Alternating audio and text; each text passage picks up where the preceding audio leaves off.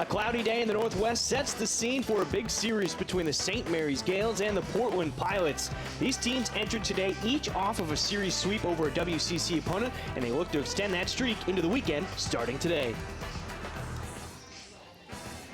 Welcome to Joe Edsall Field. I'm Brian Slyke, joined by the coach Corey Keir, and we've got a good one in store for you today. Now, the rain moved this game up a few hours, but I, for one, could not be happier with this matchup being just that much more sooner. The Gales swept San Francisco last week, making some noise despite being at the bottom of the conference. Meanwhile, Portland has won 6 straight in conference, a first for this squad since 2010, and they control their own destiny. Now, St. Mary's has taken a game or two from some of the top teams in this conference this season, so they're not a team to overlook, Corey.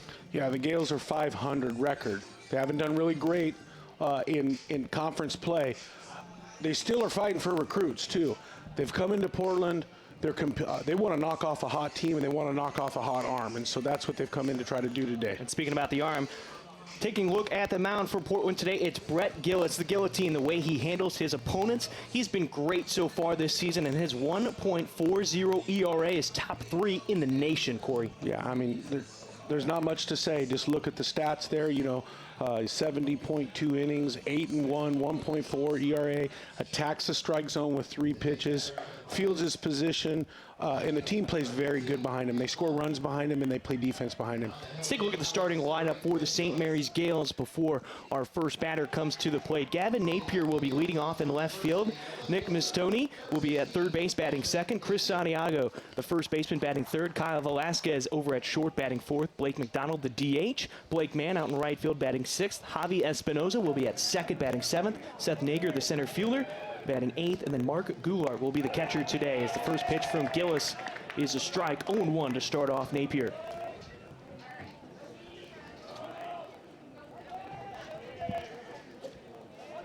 Napier, sophomore from Livermore, California.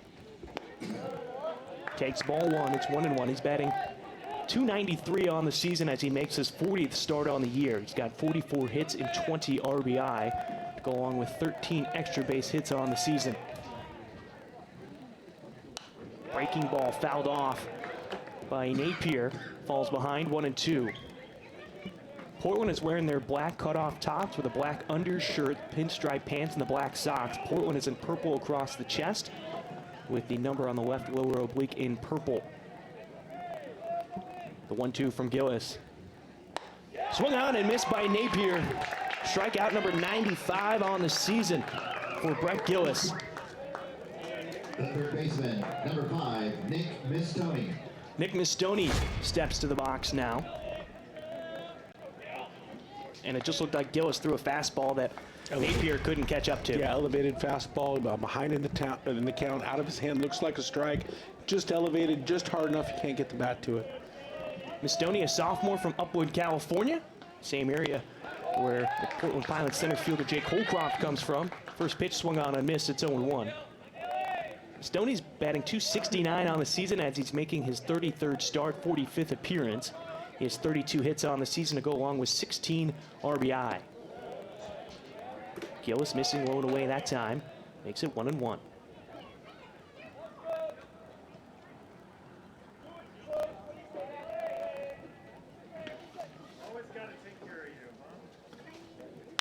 Ground ball to the left side. Hot shot over to Pataxel at third. Comes up throwing over to Brown in time.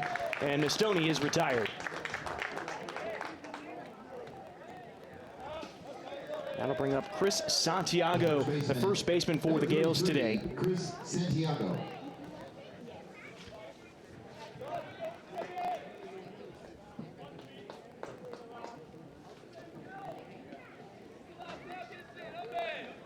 Santiago's batting .273 on the season as he's making his 43rd start. His 44 hits. Leads this team. He's got 28 RBI to go along with it.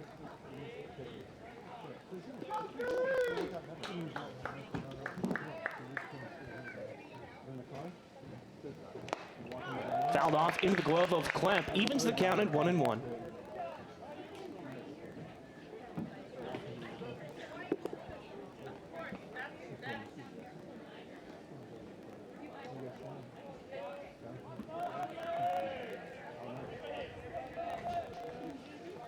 Infield playing back for Portland. The 1-1 swung on and missed on the off-speed low through the zone. 1-2.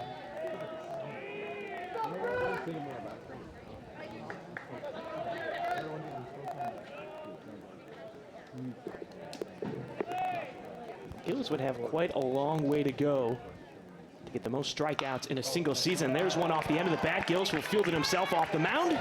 Flips it over to Brown in a 1-2-3 inning to start off the first for St. Mary's at the plate. Coming to the plate for Portland, it's Sukata, Scavato, and Brown when we return on the WCC Network. About Portland Pilots athletics, including the latest scores, stats, internet audio, video streaming, game schedules, and more.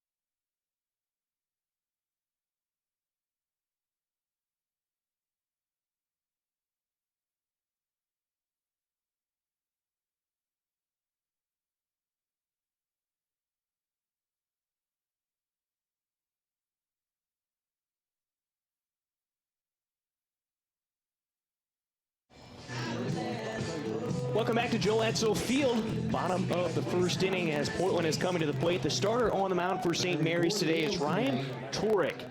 Torek on the season is making his 8th start, 14th appearance. He's gone 49 and 2/3 innings with a 4-2 record, a 4.53 ERA.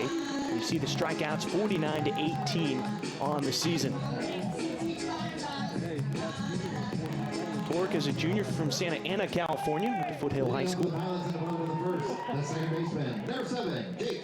Jake Sukata is leading off the Pilots in today's game.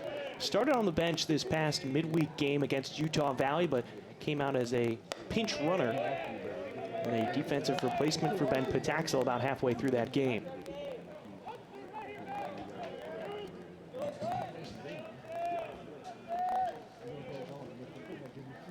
Next pitch to Sukata. Hit out in the left field, and this one will drop right in front of Gavin Napier, and a leadoff single for Jake Sukata. Mr. Sukata can hit in the leadoff spot. What was his batting average again? He's 371 out of the leadoff position. Just hit him every inning. Just have him hit every inning. I wish you could have that rule. He'd be incredible. It's amazing what he hits at the top of the order. And we've talked about it a little bit. Sukata is really good because he likes to get on pitches early in the game. Well, you get a first pitch fastball, whoopee, second pitch. Really good at getting after early pitches. Scavato stepping to the plate right now for the Pilots. He's the second man up. Decent lead for Sukata over at first. Let's get you the lineup for the Pilots. Sukata was leadoff, Scavato batting second. Brown is batting third. Tamero is the cleanup man. Nick Klemp is batting fifth. Holcroft batting sixth out in center field. Pataxel batting seventh. Knight and Saunders round out the bottom of the lineup for Portland.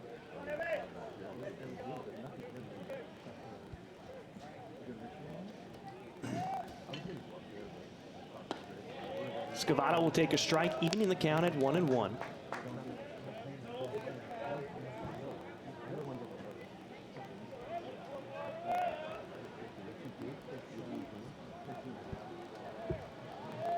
Third baseman Pistoni, even with the bag at third for St. Mary's. Torek gets set from the stretch, first base side of the rubber. Scavato rips one into left field. And that'll be back-to-back singles for the Pilots. They're in business to start off this first inning.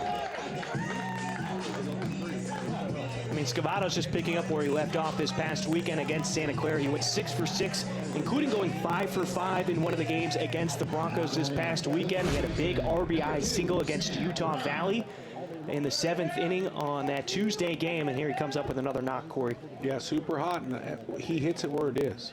Ball's on the outer half.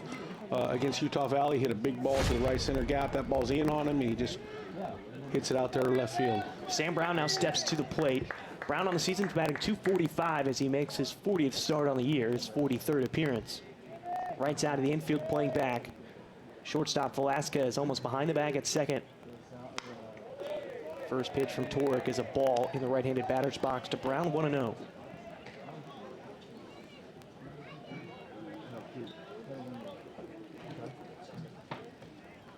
Torek, his last time out, got the victory over San Francisco, went 6 1/3 innings, gave up 4 hits, 1 earned run. He had 9 strikeouts in that performance.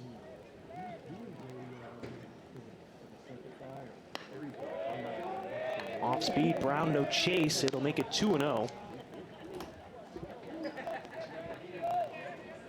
Defense for St. Mary's, Gavin Napier out in the left. Seth Nager is out in center field. Blake Mann is in right field. Mistoni at third, Velasquez at short, Espinoza at second, and Santiago is over at first, and Mark Goulart is behind the plate. Again, the right side of the infield playing back. The second baseman, Espinoza, has his heel on the outfield grass, and strike one thrown to Brown, painting the black of the plate. It's 2-1. Yeah, disappointed. Got to the yard here in plenty of time for the game. Yeah, of course. But I didn't get a chance to watch batting practice today, and didn't get a chance to talk to the head coach of St. Mary's, who I have a relationship with, Greg Moore. Greg Moore, incredible pitch coach. Now, obviously, the head coach there at St. Mary's. Got a chance to work a few camps with him when I was a pitching coach. Over at Mount Hood Community College, and he played at USF, so knows the conference well. Was associate head coach at USF. Went to UW and was a pitching coach there. Was a head coach at Cal State Northridge, and now he's back in the conference as a head coach. I imagine they're going to pitch really well with him as the head coach. So the 2-2 to Brown. Inside, it looked to be just above the letters, makes it a full count, 3-2. Got a chance to spend the whole weekend over in Idaho on the center floor with him, me teaching changeups and him teaching breaking balls. So I learned a lot about he taught breaking ball and slider, and I taught changeup that weekend, and just a first-class individual in that dugout. And those kids at St. Mary's are lucky to have a good coach, just like the Pilots have a great coach. Check swing from Brown. They appeal down to the third base umpire, Tim Vesey. He did not go, and that's a walk. So the first 3 batters of today's game for Portland have all reached base. Sukata's now over at third, Scavato at second, and Brown at first. For Trace Tamero, one of the best bats in this lineup for Portland. Now batting the designated hitter, number 3, Trace Tamero. Tamero's the top batter for the Pilots this season. Slash line of .345, .605. And a slug, and then .466 for an on-base percentage. All those lead the Pilots. Has a chance to tack on a couple of RBI right here. This one gets away from Goulart, high in the air, and no, they're going to say it hit Tamero. So only 1 run will come in and score, and that's Sukata. So a 1-0 lead early on for Portland. Here's another look at it from Torek. And yeah, it looks like it went off the top of Tamero's front foot.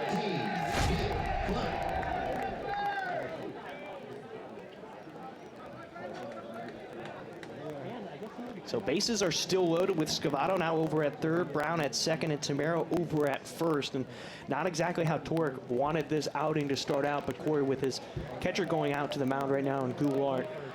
Brief mound visit. What do you think he talked about? Obviously, hey, man, there's a lot of baseball left. Calm down. Start a bat here. The reality is if he gets a 2-ball here, he gives up 2 and maybe gets out of the inning with another punch out. So he's trying to minimize.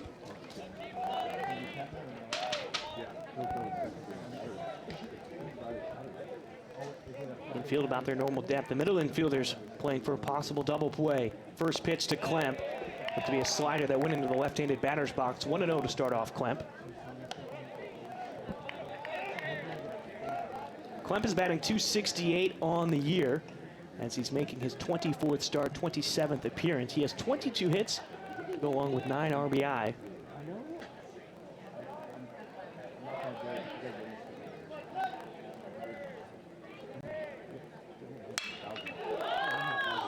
High fly ball into right center field. Nager is getting behind it, and he does, tagging up to trying to score. It's Scavato, and the ball was taken away by the first baseman, Santiago.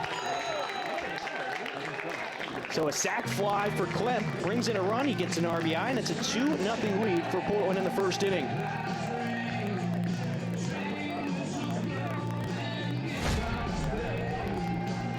Second look, maybe not deep. Honestly, probably not deep enough for the average Joe. But Coach Valentine taking a little risk here, and obviously the first baseman. I'm not sure. I didn't hear the communication. First baseman might have thought it was offline. A lot of times, if they hear nothing, their only job is to let it go unless it's offline. And he probably thought that ball was going offline. That's why he stopped it. Jake Holcroft now steps to the plate.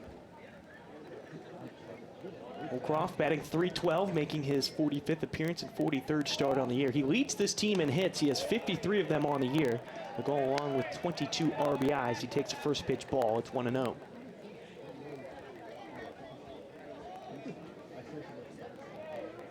Tamero over at first. Brown is on second with 1 out in the first inning.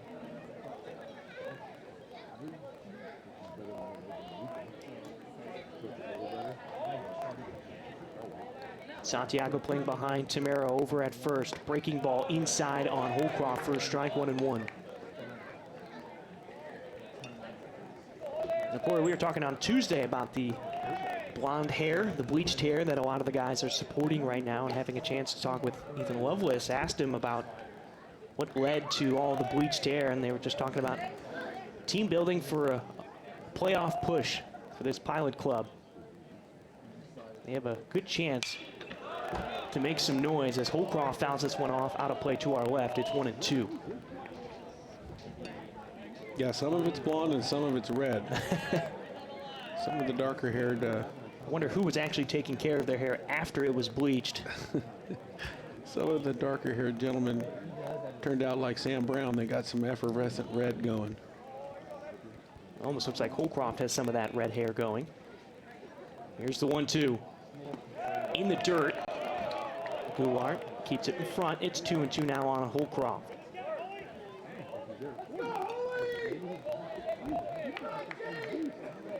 I decided to do a little gray in my beard for him.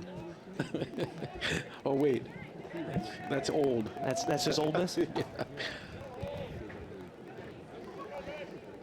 The 2-2. Breaking ball, and Holcroft hits this one out in the left field.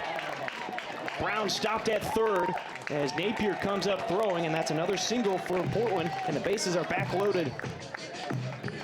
Great piece of hitting there by Holcroft. Gets a pitch elevated, soft elevated pitch, just throws his hands, hits a flare over the shortstop's head.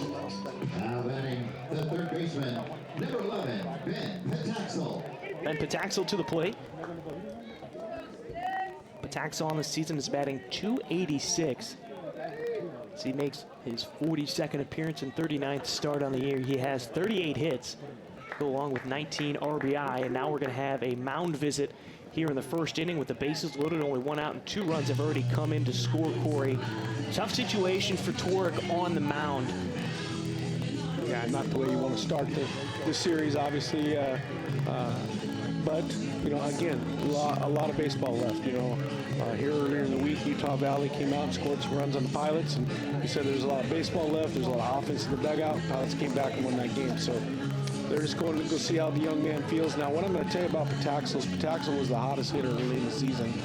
He's recently cooled off. The one thing I'll tell you is hitters that are hot early and cool off usually get hot late. So expect Pataxel to do something pretty special here over the next couple of weeks. He's been Mr. Consistent. Pataxel has the 1 home run on the season, and Corey, if you remember, that came against Creighton to start off the season. Does have that pop in his bat.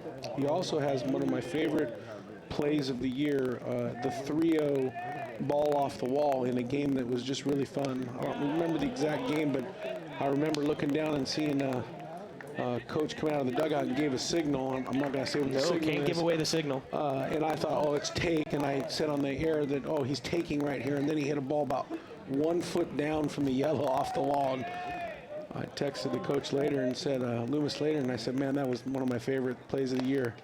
Petaxo swings through one and falls behind 0-2 in the count. I love it when coaches show confidence in hitters. And at the time, I want to say Petaxo was hitting like 375, or he was definitely one of the hottest hitters at the time. And coach showed a bunch of confidence in him. And they were behind when he did that. It was like second and third, and he hit a ball off top of the wall. The 0-2, this one ends up in the left-handed batter's box. 1-2 now. And Petaxo's had an incredible career here at University of Portland. I mean, what I remember about him first is his defensive ability. Yes, absolutely. At third base, I mean, he has had some, you could make a hour-long highlight reel from him at third base. No I doubt. did last year. Oh, did you? All of your calls? Of all the calls, yeah. As a breaking ball out of the zone on Petaxo, evens the count at 2-2. Basically just make a Petaxo defensive highlight. Even Stevens had his own highlight reel as well. Well, all of them. I mean, defensively, the Pilots solid club. Yeah. Brown. Yeah, Brown over at Holcroft, first. I mean, Briley, some of the plays that Briley comes up with. Petaxo, no chase on a breaking ball that dropped out of the zone. Good eye, makes it a full count, 3-2. And remember, Petaxo started out 0-2 in this at-bat. Petaxo's hitting 400 with runners on, 500 when the bases are loaded. Full count, skies this one. Into left field. Napier is going towards the foul line. Velasquez, the shortstop, chasing it, and it ends up into the bullpen for Portland. And we'll reset with a full count on Petaxo. They catch that ball there. Sam Brown's going to tag and score on that. You see Sam there? Mm-hmm. He was watching it. Him and Coach Valentine were chatting that up kind of a little sneakily. Infield playing back with the full count and 1 out. No movement from the outfield for the Gales. Torek winds up, throws. Petaxo, this one will stay in the field of play. The second baseman Espinoza into that triangle area behind first base. He will make the catch. Brown teases as if he's going to tag, and that'll be the second out of the inning.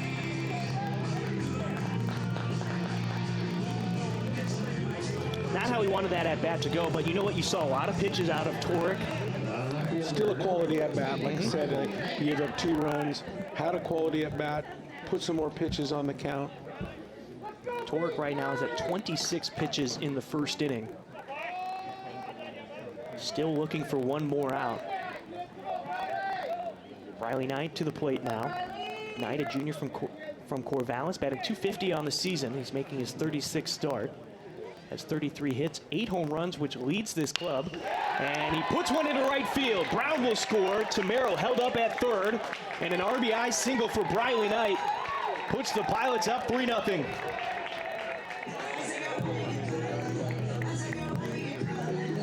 Love the approachability in that situation. I mean, young man on the mound is struggling. Everybody knows it. He knows that he wants to start him with a strike, so Riley just ambushes him. Gets a first pitch fastball and just ambushes him. Little knock into right field. And the problem is he hit it too darn hard that Tamero couldn't score. So now Tamero over at third, Holcroft at second, Knight is at first. And again, the defense for the Gales playing deep on the infield as Ty Saunders steps to the plate. First pitch, fastball, outer half of the plate for a strike 0-1. And you almost probably could have taken that same approach.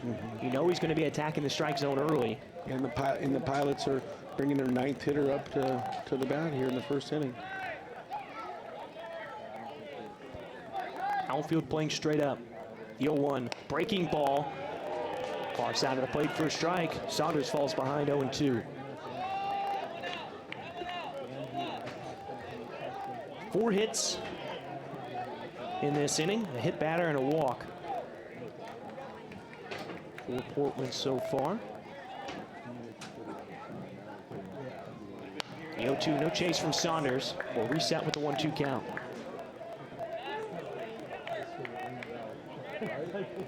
Well, we are expected to see some rain a bit later on. This game was originally scheduled for 6 p.m., but with the forecast, we moved it up to 3 to avoid some of that rain. The 1-2. High and inside on Saunders, evens the count at 2-2. Torque is now over 30 pitches in this inning. Portland batters have jumped all over him. Outfield playing a bit shallow. And Saunders goes down with a strikeout on the breaking ball. But the Pilots put up 3 on the board. They take a 3-0 lead into the second. Coming to the plate for the Gales, it's Velasquez, McDonald, and Mann when we return on the WCC Network. Fans next to Domino's when the Pilots win, we all win. If the Pilots win tonight, everyone is going home with a coupon.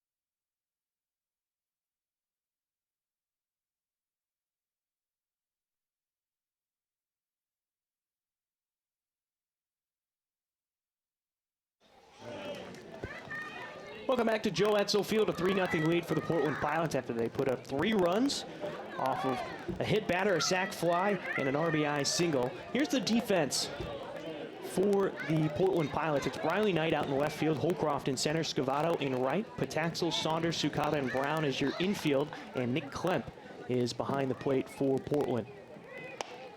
First pitch off speed from Gillis. It's a strike to start out his man, Kyle Velasquez, 0-1.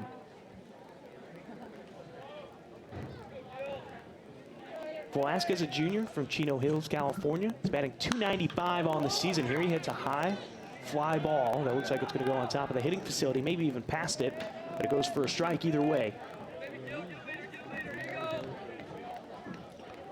And landed out there by that sitting bench right next to the parking lot. Just out there. 0-2 now on Velasquez. Velasquez is making his 36th start on the season, has 36 hits to go along with 22 RBIs.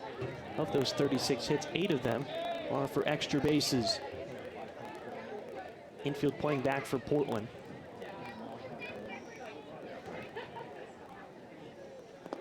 Gillis puts one in the dirt, blocked by Klemp. First ball, it's 1-2. Gillis put together arguably his best start of the season last Friday against Santa Clara. He went 8 innings, giving up no runs, only 2 hits, and 10 strikeouts to 1 walk. And we've seen Gillis be that dominant on the mound as he picks up strikeout number 2 on the day as Velasquez goes down. But the double-digit strikeout performances for Brett Gillis seem to be more frequent over the last couple of seasons, Corey, especially since the first time we saw him on the mound. He's just grown so much confidence. Yeah, he's just 3 pitches into the strike zone and any pitch at any time. And so it's really hard to get comfortable as a hitter because what hitters do is hitters try to eliminate pitches and try to eliminate areas. And when a pitcher like Gillis can throw 3 pitches into all areas, it makes it very difficult to eliminate anything. You know, you almost have to get lucky. So,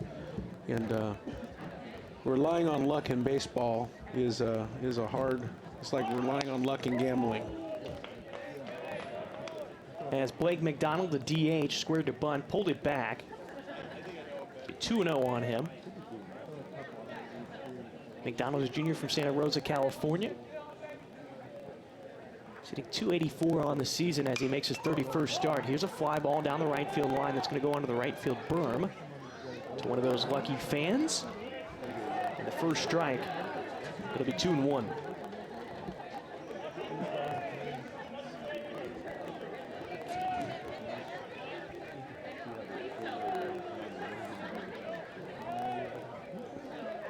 Infield playing back again. No movement from the outfield either. Check swing on a high pitch. Did not go around. 3-1 on McDonald.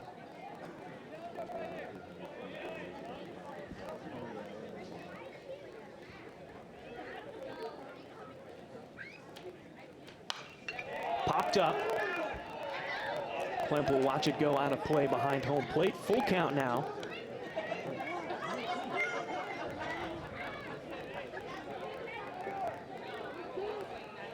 McDonald, a transfer from Santa Rosa Junior College.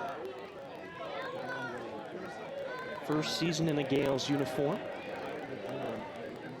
The 3-2 from Gillis. Ground ball hit over to Ty Saunders at short. Double clutch, the throw over, the stretch from Brown. Gets the out, there's 2 away. And now coming to the plate is the right fielder, Blake Mann.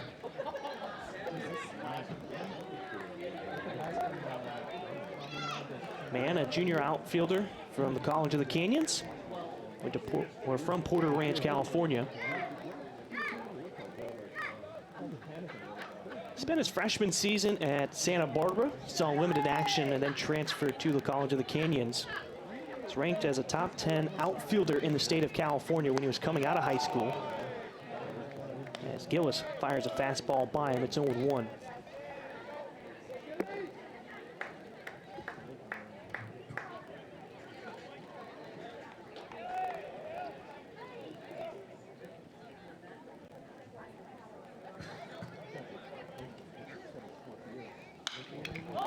This one skied into shallow left field. Saunders is going to be called off by Briley Knight, who comes in and makes the catch. And another 1-2-3 inning for the Gales at the plate.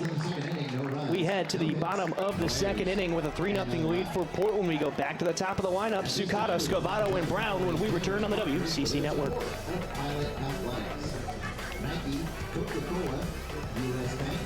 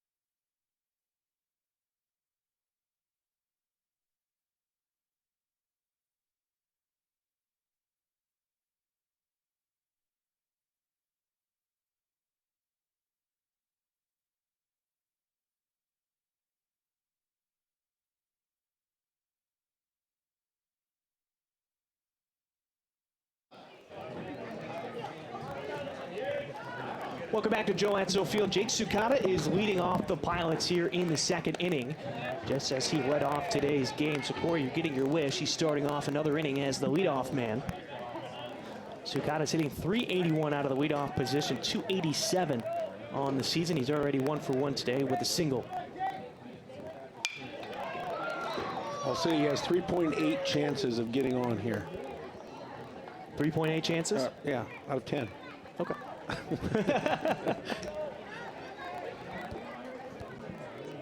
Yeah, he can lead off every inning as long as the Pilots bat 9 every inning. Chopper over to short. Fielded by Velasquez, and the high throw taken in by Santiago, and Tsukado's retired. Well, he won't lead off every inning. No, well, you don't know that yet.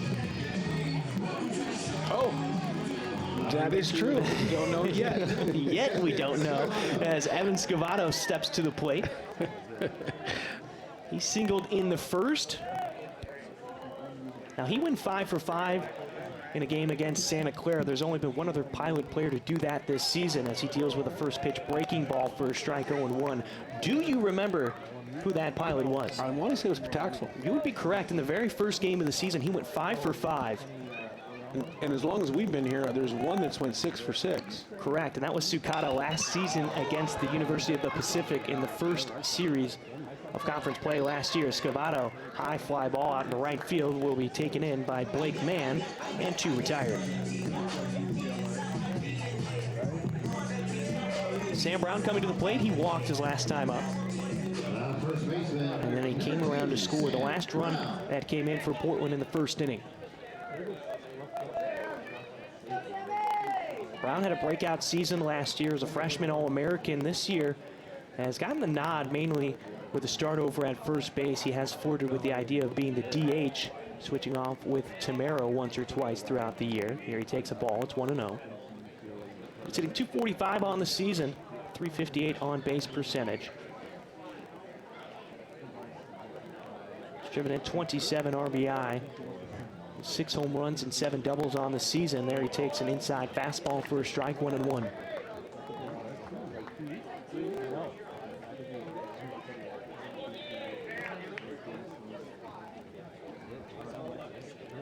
The 1-1.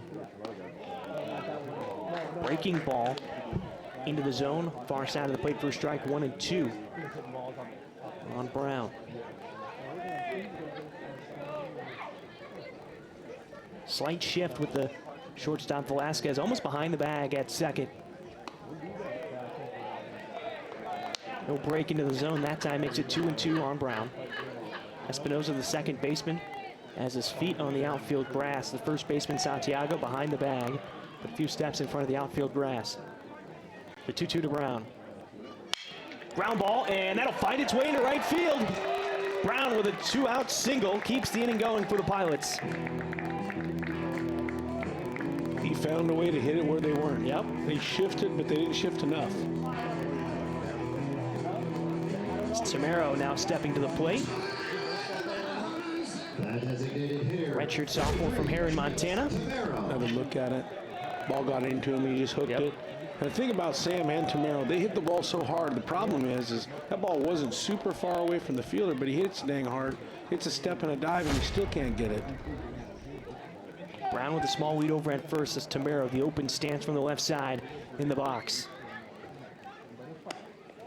Toward pitching away. And it's 1-0.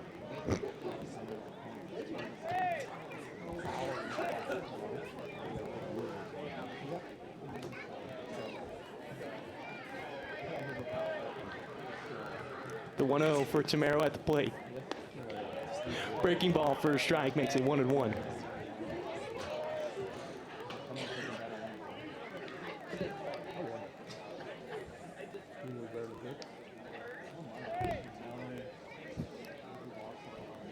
Two outs here, bottom of the second inning. 3-0 lead for Portland. Throw over to first, Brown back safely.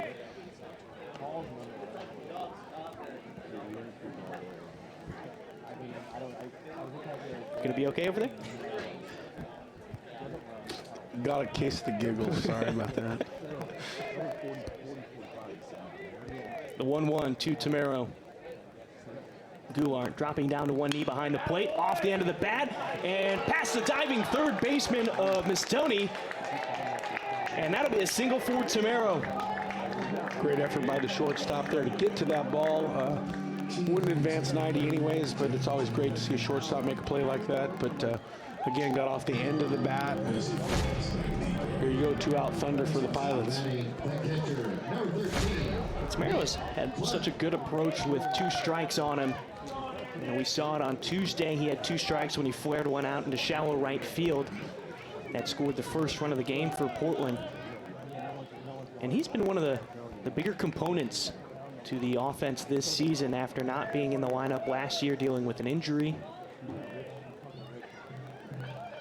Yeah, it seems like, you know, just every game, there's just something that he's involved in that helps win the ball game. And I said it yesterday that this ball's popped up, and it looks like it's going to go into the dugout for St. Mary's, and it does. A strike on Klemp makes it 0-1. excuse me, not yesterday, but a couple days ago when Utah Valley was in, that, you know, I think when you look back on this, the biggest get is going to be getting Tamero back. You know, there was at the start of the season, we were wondering if Tamero was going to play, and then when he made the decision to play, I mean, look, and you didn't know if he was going to play first or right field or whatever. He settled into the DH spot, man. The Pilots have really done well with him in the lineup. I mean, he's one of the best hitters. He's hitting .345, .605 slugging. And they're always big hits, too. I mean, he gets a lot of big hits when you need big hits. And the big thing that Coach Lewis loves to see is his on-base percentage is .466, which is the best on the team as Klemp fouls it off. It's now 0-2. And he is a good first baseman. Yeah, he is. That's something that you know, we've seen so much as Sam Brown over at first base, that Tamero's not somebody you can sleep on. When he gets over there at first base, he's just as good as Sam Brown over there. Well, and it goes back to what we talked about again earlier this week, is what a great job the Pilot coaching staff has done at developing depth. There is multiple people in the dugout that can play multiple positions, and you know, the outfield is loaded. I mean, they literally could sub all three guys out, put three guys in, and you're not going to drop defensively very much. Same thing in the infield. You know, you got a young shortstop that can play all three positions. That, you know, he might be the next thing here. So yeah, it's good. The 1-2 to Klemp. Check swing. Goulart had it underneath, and Brown's in trouble. Slides back in, head first to second. I mean, you're talking about the next big stud for Portland. So you see another one, that pitch in the dirt. But speaking of studs, Chad Stevens had himself a day yesterday. He went 4 for 4 with 2 doubles, 2 home runs for the Asheville Tours and the Houston Astros organization. Well, of course he did. Yeah. Klemp caught a breaking ball that he lines off the fence on the right field berm. We'll go back to the 2-2.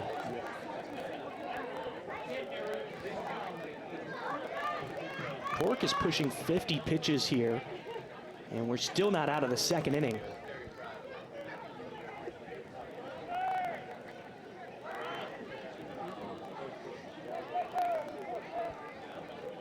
Espinoza keeping an eye on Brown. Now he retreats back.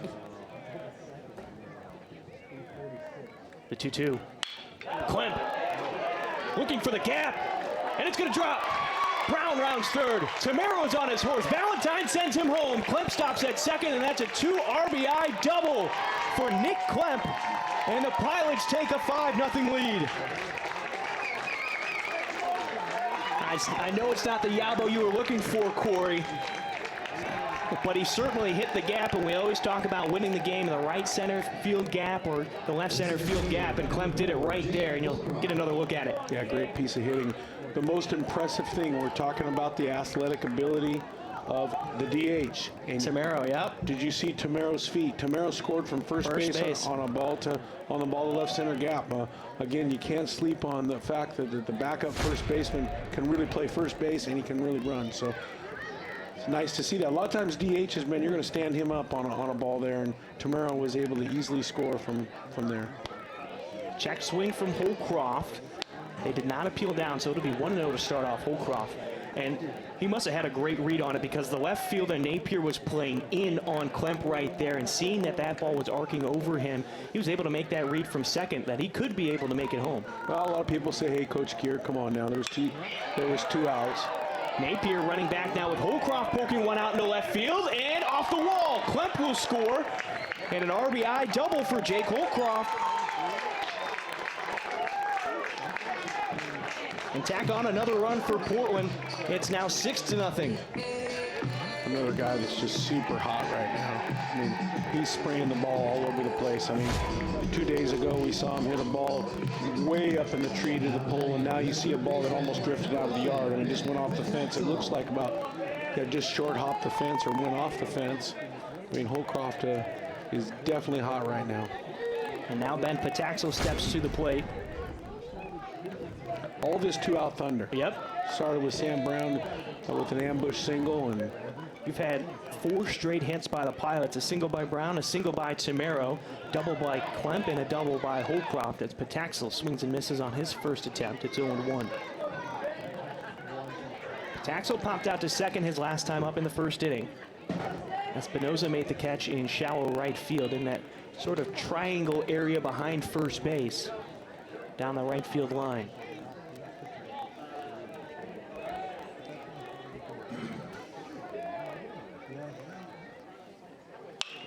And Pataxel, line drive over to third, taken in by Mistoni. And that will end the Pilot threat after 4 straight hits and 3 RBI with 2 outs. It's a 6-0 lead for Portland. Espinoza, Nager, and Goulart coming to the plate next for St. Mary's on the WCC Network.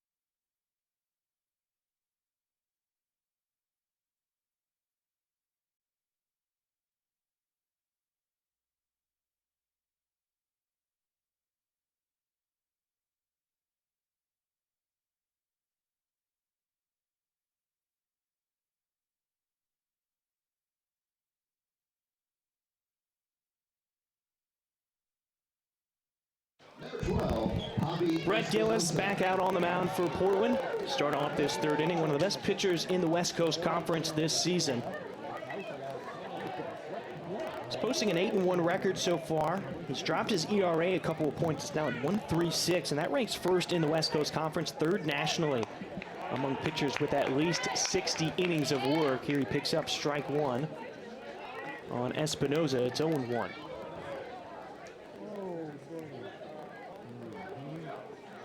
Gillis' 8 wins, tied for first in the West Coast Conference, 9th in the nation as he misses off the plate here, 1-1.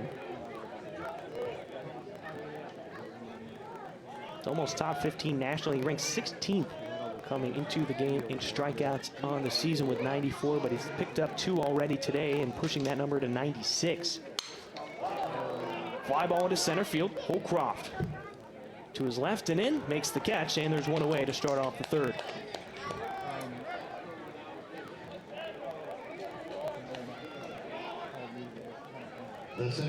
You know, one thing that makes it tough to go up against Gillis is usually that first pitch he throws, it's almost a strike every time. And if you get ahead in the count consistently like that, it's hard to come back, right, Corey? yeah, and going back to it's always a strike, and then the question is it a fastball for a strike? Is it a changeup for a strike?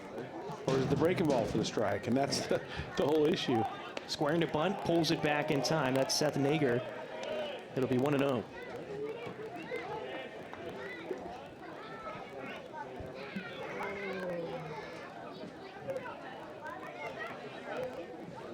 Nager is a sophomore from Tucson, Arizona. He's a transfer from Arizona State.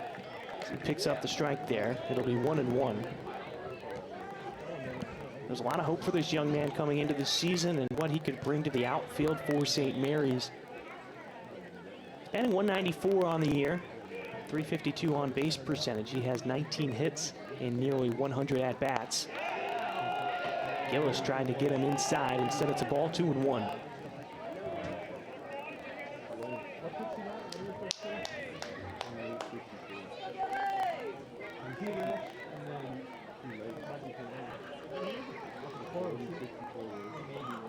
Gillis is trying to get to the Century Club in strikeouts this season.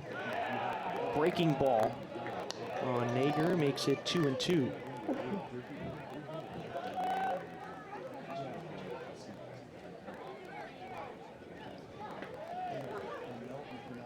Sukata in shallow right field right now. About 5 feet into the outfield grass. Brown well behind the bag at first. There's a one-hopper over to Sukata, who ranges to his right, and the throw in time to get the man, and there's 2 away.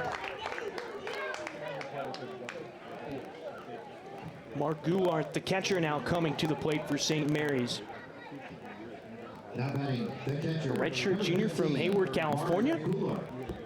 Goulart is batting 159 on the season as he makes his 39th appearance, 22nd start. Has 10 hits on the season, to go along with 8 RBI. Swings at the first pitch and behind 0-1.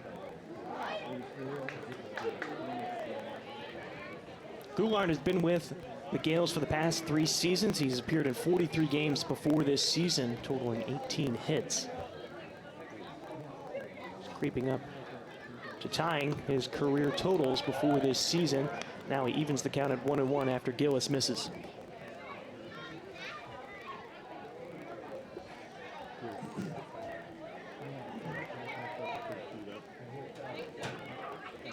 Infield seems to be close to their normal spots as Goulart lays down a bunt down the third baseline, and Pataxel going to let it go foul. Smart move for the long strike, and he followed it all the way to the bag to make sure it never touched it. And Goulart will have to go back to the plate now with 2 strikes, and it seemed to be a very veteran move right there by Pataxel. Ton of baseball intelligence right there. 0 chance of throwing this young man out. 0 chance. Ton of baseball intelligence just to go ahead and let that sit. Let that sit down. Now, there's a chance that could have hit the bag and been safe, but he wasn't going to throw him out. And if he did try, he probably throws it into right field. So a couple things there. The hitter trying to sneak a little base hit with Pataxel playing back, trying to get that little no-hitter taken away from Gillis here early. A check swing goes right to Sam Brown over at first. He'll field it himself, step on the bag. And yet again, another 1-2-3 inning for Gillis on the mound. We head to the bottom of the 3rd inning. Knight, Saunders, and Sukata when we return.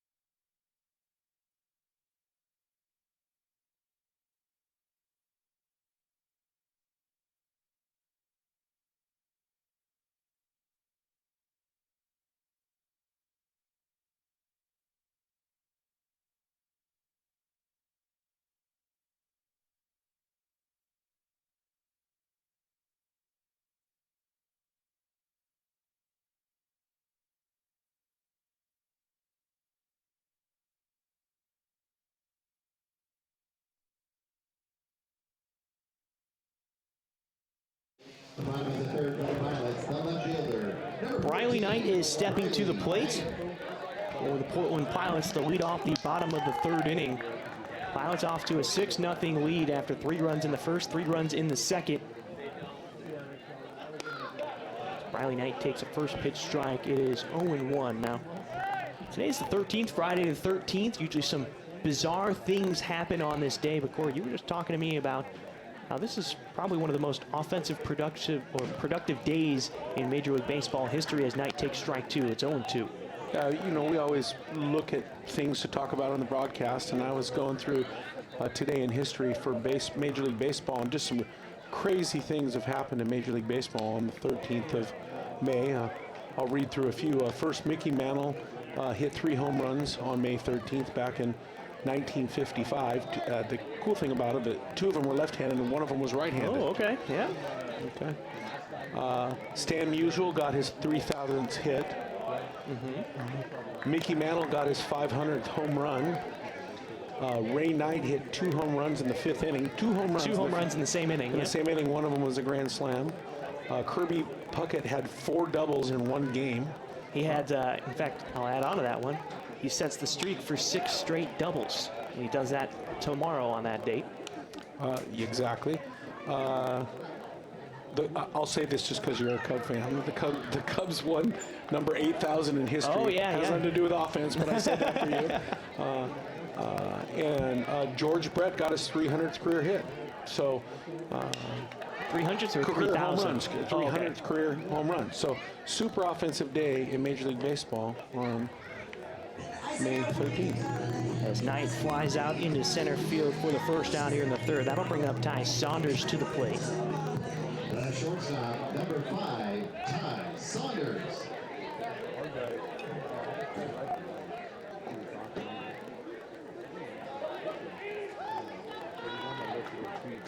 Saunders went 0 for 1. He struck out to end the 1st inning after the Pilots put 3 on the board. First pitch he sees, he pulls it to the first baseman Santiago, who steps on the bag, and 2 away for Portland.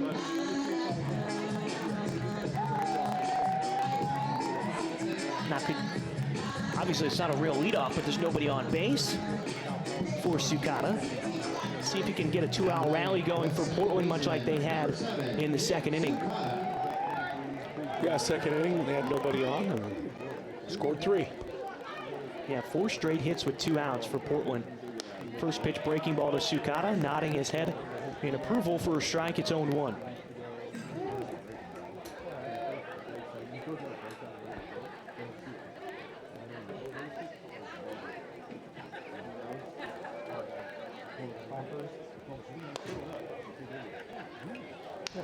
High and what seemed to be inside on Sukata makes it 1-1.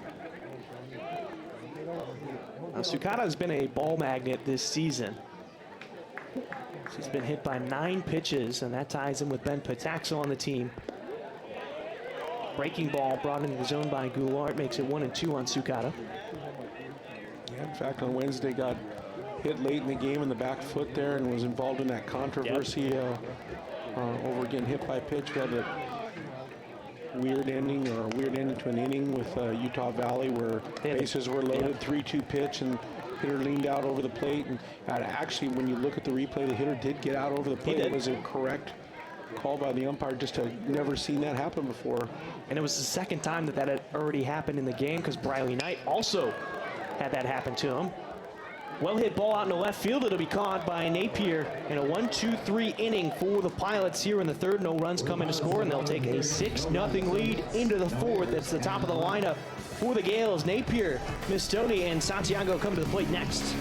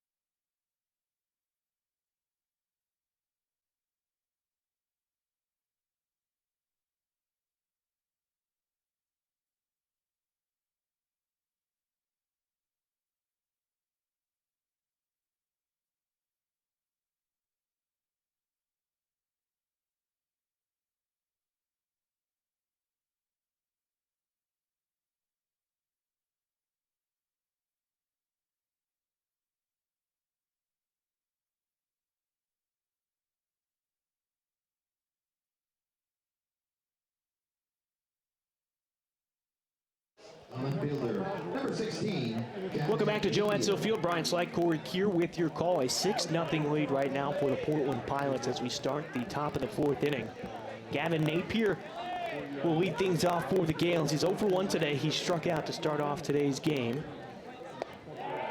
So he takes the first pitch strike from Gillis.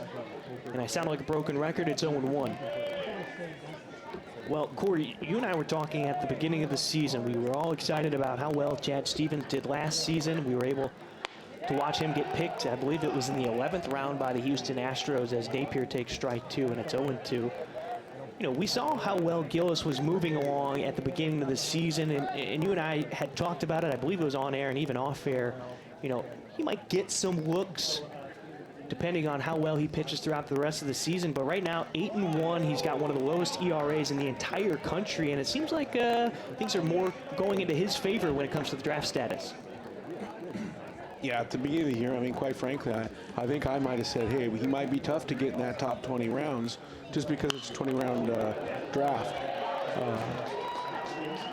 2-strike single by Napier. It's the first hit of the day for the Gales.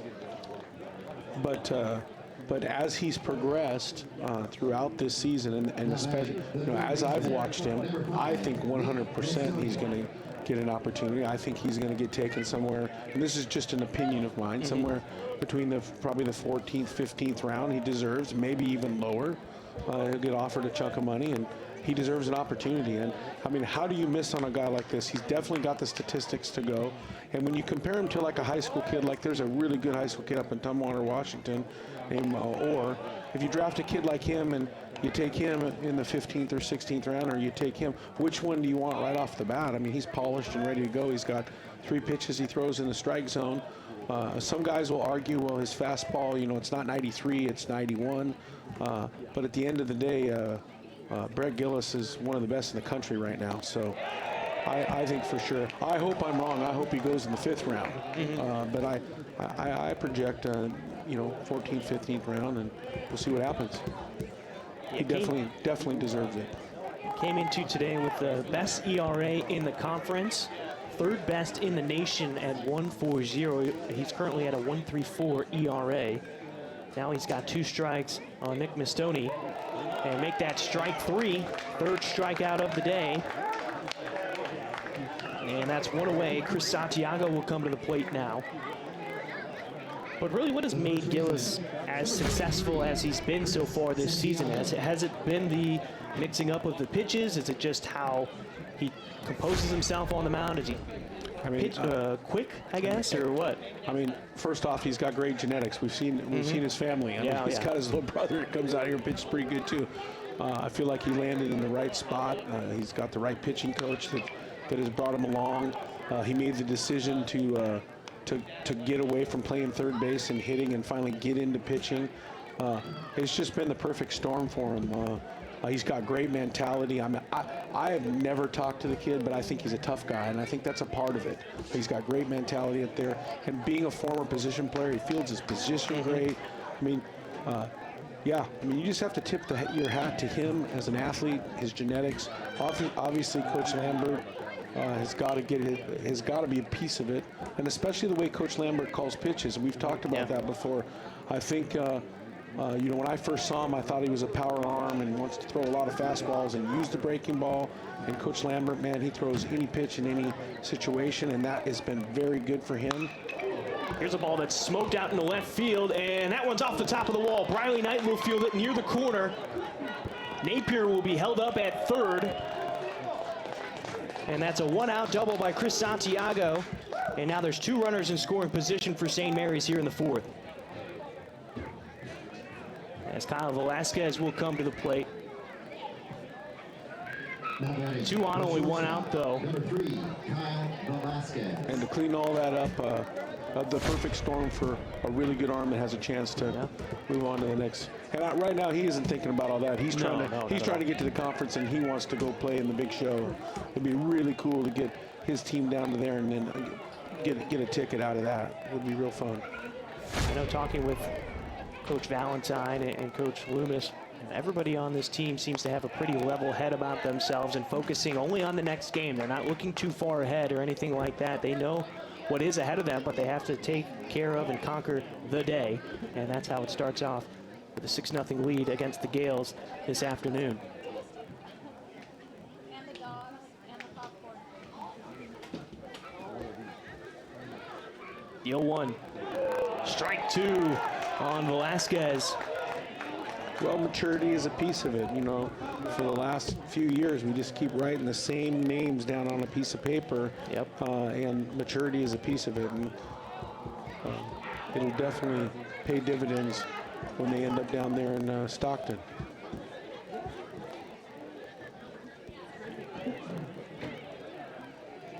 Swung on and missed by Velasquez. The tag applied by Nick Klemp. So 2 strikeouts here in the 4th. And those are big ones with runners in scoring position right now. And Blake McDonald, the designated hitter, now steps to the plate. Here's another look at that last strikeout. Great breaking ball in the dirt. And having a catching staff that you can throw your breaking ball in the dirt and know it's going to get blocked with a guy on third base is huge. Yeah, we've talked about that a couple of times, whether it's Klemp or Boeto behind the plate. Both of them have done a pretty darn good job this season in keeping balls that have been in the dirt in front of them, and even in brief moments, Riley McCarthy as well. Yeah, it just changes. It changes everything. You know, you don't want to eliminate a pitch that you can use. You get a guy on second and third, and I've coached that way before. We get a guy on second and third, now we have to take away the breaking ball because if we bounce it, it's to the backstop where that doesn't happen with Klemp or Boeto, and like you said, McCarthy, we've seen him block well. Gillis missing high on a fastball, makes it 1-1 on the count.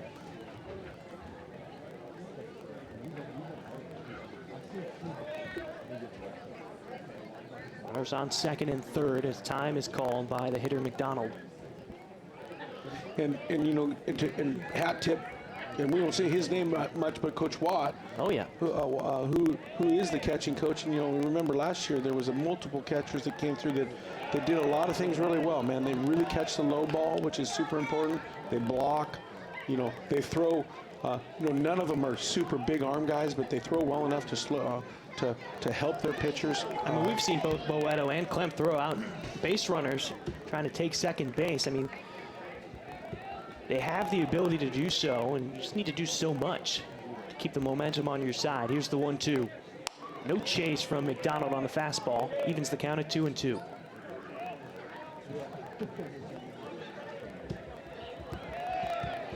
I felt like last season we got a steady dose of Hunter Montgomery and then sprinkling in some Nick Klemp, but Klemp has really stepped up in a way this season along with Tony Boeto, who's a grad transfer from Santa Clara, you know, making his name known just in his first season on campus. Here's the 2-2.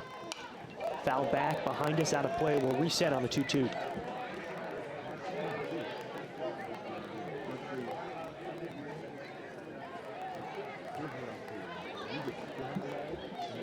The infield playing back for Portland. Middle infielders, their heels are on the outfield grass. Brown off the line over at first, Pataxel off the line over at third. The 2-2 with 2 outs. Breaking ball inside. Good chase from McDonald. It's a full count.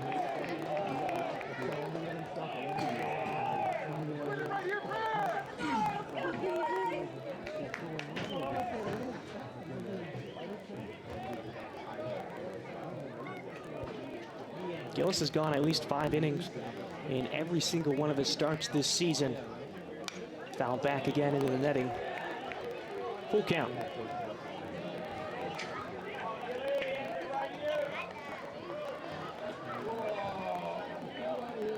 He's given up 1 earned run in his last 3 starts. He's looking to keep that streak alive. He's got runners on second and third currently. Napier is over at third. Santiago is on second.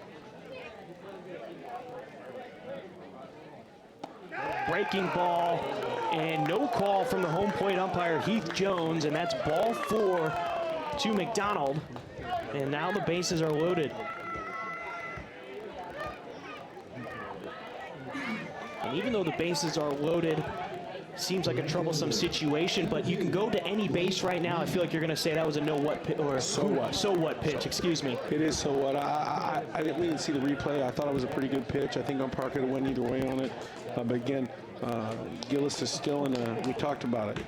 You get 3 guys on the base and give up no runs. The key is to get 3 outs before one of those 3 guys come across the plate. So, he's going to roll his neck here and try to get out of the situation. Blake Mann rips one foul. That goes off of the bullpen wall for Portland, so he'll start behind 0-1. Mann is 0-1 on the day so far as he flew out to Briley Knight out in the left field on his first at-bat. And this is your College of the Canyons, Coach Cota. Yep, absolutely. Yeah, we know Coach Cota pretty well. He's the head coach or manager, however you want to say it, for the Richfield Raptors when we were in the West Coast League a couple of seasons ago back in 2019. They just made the playoffs, and they did it offensively. Their ERA is about 10. They coach hitters down there. They really do. But he's his pitching staff this year's got an ERA about 10, and they made the playoffs. He told me, we just hit. We don't pitch well, but we hit. It's 1-1 on Mann. As the rain is beginning to starting to fall here now at Joe Edsall Field. Mann, no chase on the low pitch. It's 2-1. This is a big pitch right here. Pilots are going to want to do some contact here. Hopefully bad contact. Mann with the open stance, batting from the right side. The 2-1 from Gillis. Swung out and missed. Looked to be off speed. It's 2-2. I thought Mann was thinking fastball there, and Gillis threw it. Most guys do 2-1, and it's exactly why Lambert threw a breaking ball. Like I said, man, get yourself a coin and flip it. You need a 3-headed coin or dice. The 2-2 with 2 outs. Bases are loaded. No call from Jones, the home plate umpire. We're back to a full count, 3-2.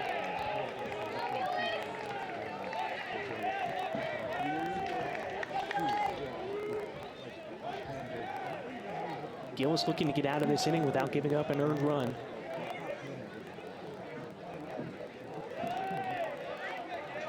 Giving up 1 run in the last 19 innings of work, and a strikeout gets him. Big time move by Gillis on the mound. This is exactly why he's top 3 in the country in the ERA, right there. He gets 1 out, 2nd and 3rd, and he goes punch out, punch out, punch out. Big time punch out by Brett Gillis. Pilots take a 6-0 lead to the bottom of the 4th. Scavato, Brown, and Tamero when we return.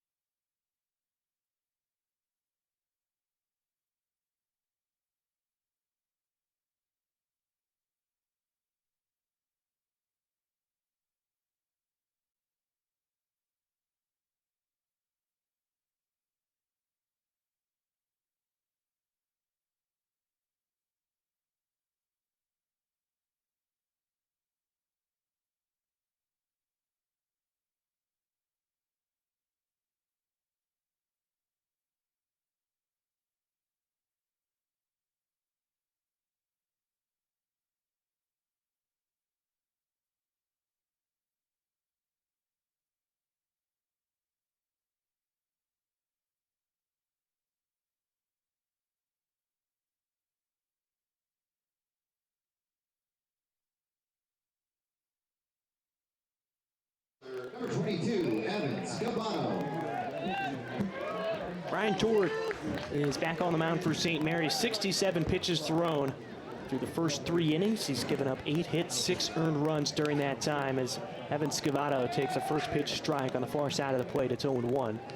The rain falling here at Joe Edsall Field. We figured it would be coming sooner rather than later, but at least we got about A third of the game in before the rain started to fall. This is exactly why the game got moved up from 6 p.m. to 3 p.m. Scavano takes ball one. It's 1-1.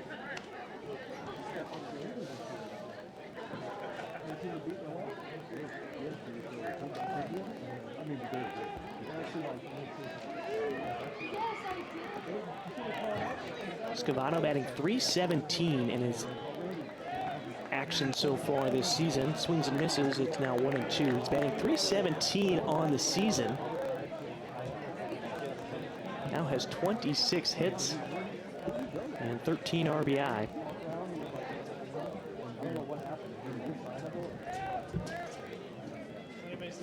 The 1-2, strike three on a fastball far side of the plate. That'll be the first out to start off the fourth inning.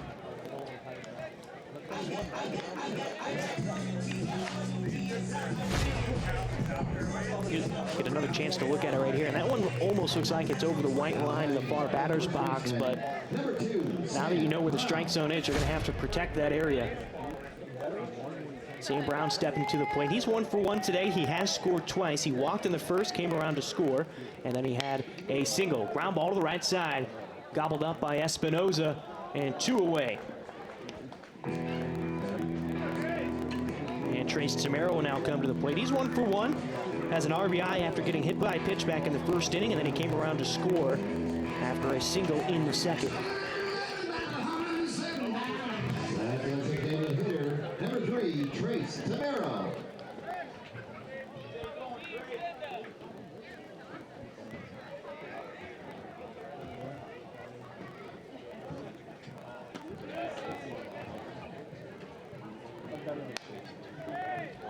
Tamero takes ball one to start off this at-bat.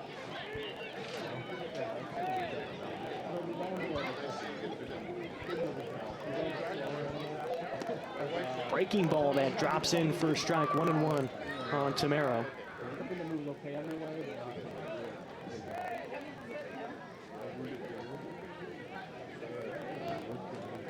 Tamero, one of the best hitters in the conference so far this season. Here he takes ball 2 high and away. It'll be 2-1 as the lights have now flicked on here at Joe Edsall Field. I like that word, flicked on. It's a good one. It's like ricochet. We haven't used ricochet yet. No. We made it all the way to the fourth inning without I ricochet. could have used it a couple of times. I've been holding out. That's another word we're going to add to our little flicked. The lights flicked on. The 2-2 to Tamero.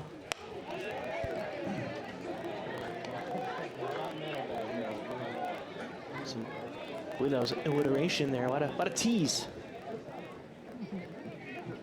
Full count now on Trace Tamero with 2 outs in the bottom of the fourth inning. Pilots put up 3 runs in the bottom of the second. Behind home plate, fouled off, so we'll go back to the full count on Tamero.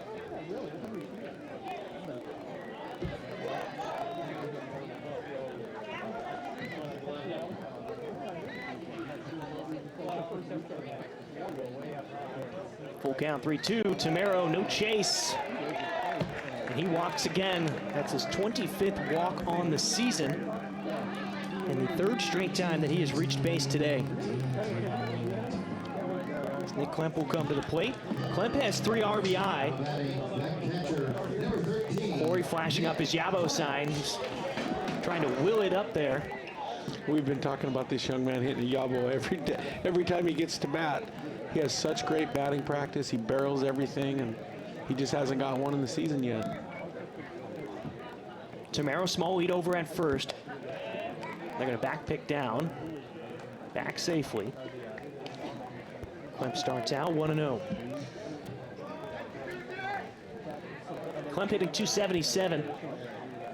357 on base percentage.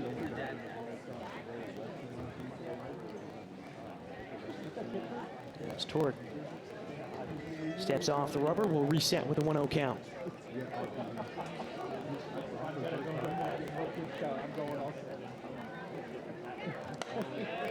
Two 2-0 after the high pitch to Klemp. 57 degrees here on the bluff here in North Portland. Showers and 7-mile-per-hour winds.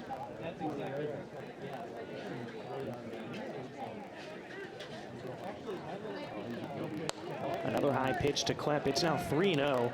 And with the rain coming down this hard, you have to wonder if Torek has a good grip on that ball. Looked like that last one just didn't come out right.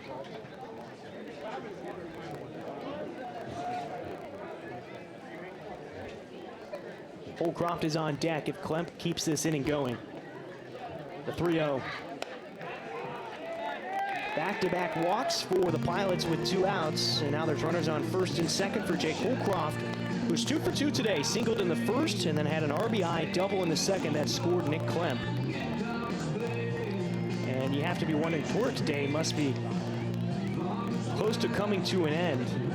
His pitch count is getting up there. He's near 85 pitches. Almost finished with the 4th inning.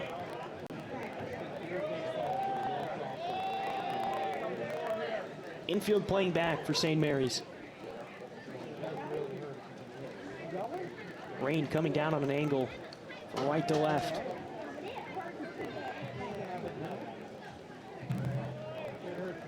And Torek wants a new ball, so we'll call time and reset.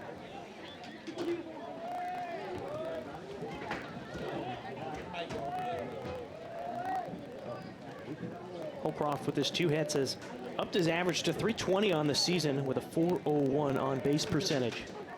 So now you've got 2 Pilots up in the 400s. Breaking ball on the inside part of the plate. It looked to be at the knees. 0-1 to start off Holcroft. Goulart out in front of the plate to give the signals to the infield with 2 outs.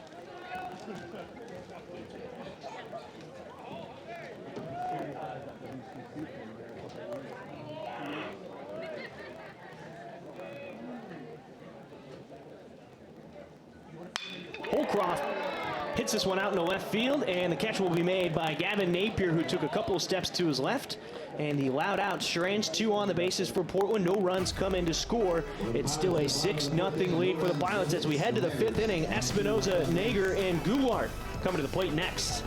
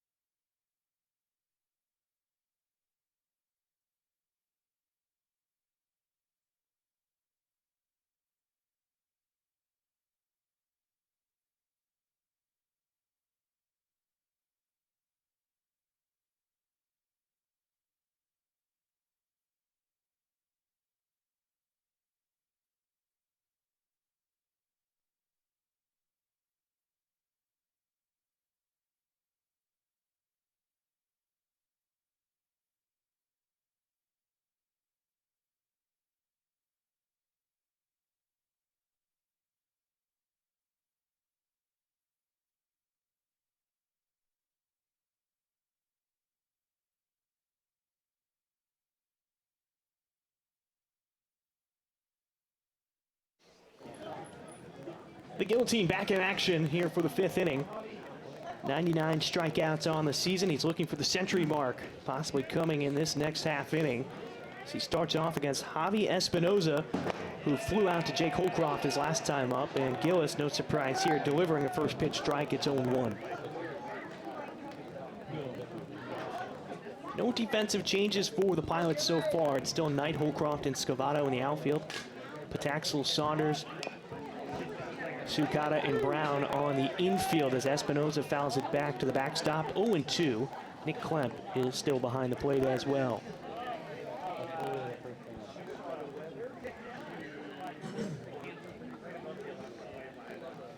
Taxel, who was playing in over at third, now behind the bag and off the line with 2 strikes. Sukata is in shallow right field. Gillis inside fastball. It's 1-2.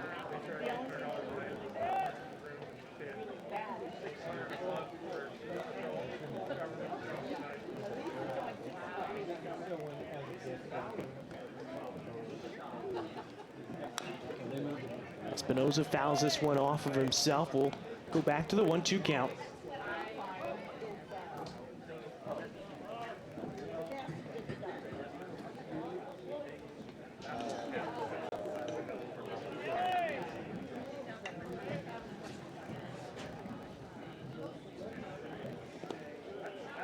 Breaking ball that slips away from Klemp. It'll be 2-2.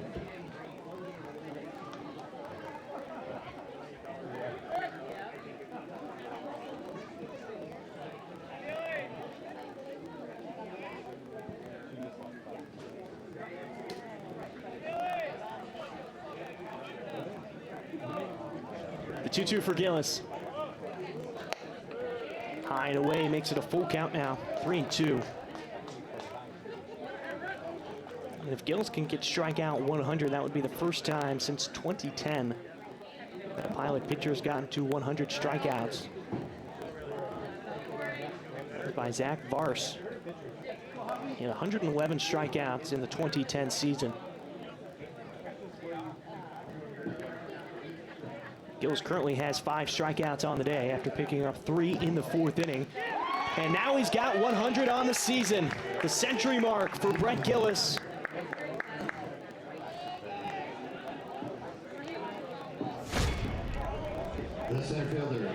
Get a good look at it right there. High fastball elevated that Espinoza couldn't catch up to. This is Gillis, his 12th start on the season. Now 100 strikeouts. He's going to work his way to probably second place in strikeouts. I can definitely see that happening if he can continue his streak right now. First pitch breaking ball for a strike. It's 0-1.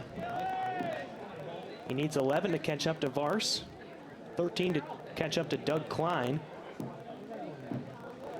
And then Ken Daly, he's way away. He's got 138 career strikeouts, or not career strikeouts, I should say, single season strikeouts. And that happened back in 1980 as Gillis gets ahead on Seth Nager. It's 0-2.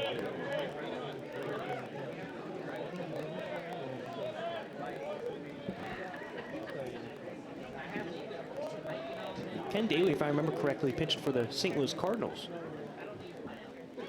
in the major leagues, as this one's fouled back to the backstop. 0-2.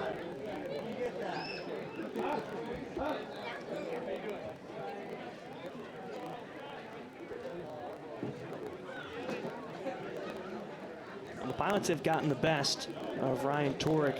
He has not given up 6 earned runs at all this season. This will be his first outing that he does. The 0-2. This one is going to go foul. Klemp will follow that one all the way to the Portland P, and will reset on the 0-2 count. You are correct. 3rd round pick by the Atlanta Braves in 1980. Did he play for the Braves or did he play for the Cardinals? He says that he made his major league debut for the Braves in 1982. He was used as a swingman, as a starter and a reliever, and then was traded to the Cardinals. Oh, okay. Breaking ball, check swing, and the third base umpire Tim Vesey saying that Seth Nager did not go around. 1-2.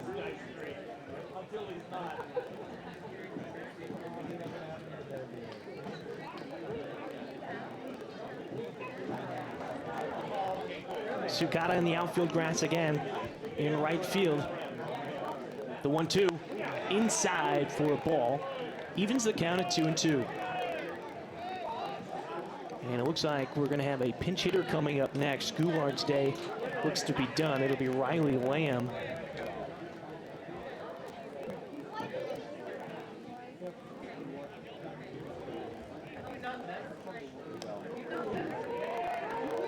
And a foul ball. We'll go back to the 2-2 count.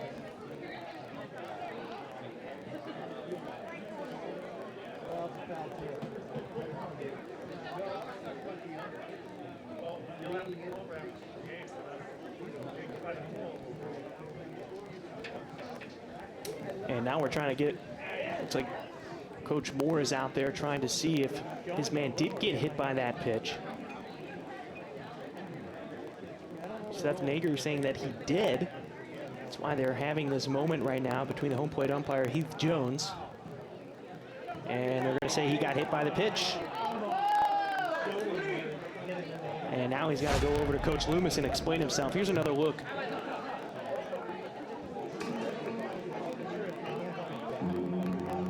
That looks like it's hard to tell from that view, but it looked like it could have gone off the knob of the bat with his hand there as well. I saw a ricochet. It did take quite the bounce. And based on the ricochet, I think it hit the bat.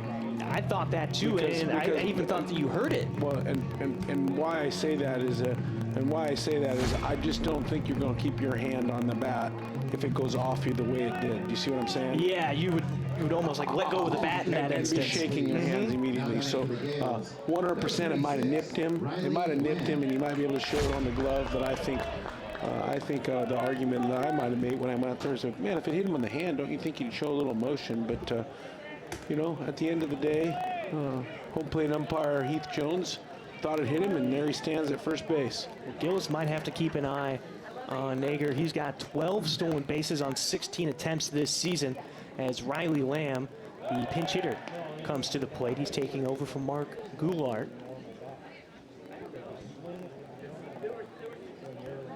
Lamb is only making his 13th appearance on the season. He's hitting .250 on the year with 6 hits and 24 at-bats. And he has 5 RBI as well. Pataxa playing in at third, a throw over to first. Tag applied, put the runner back safely.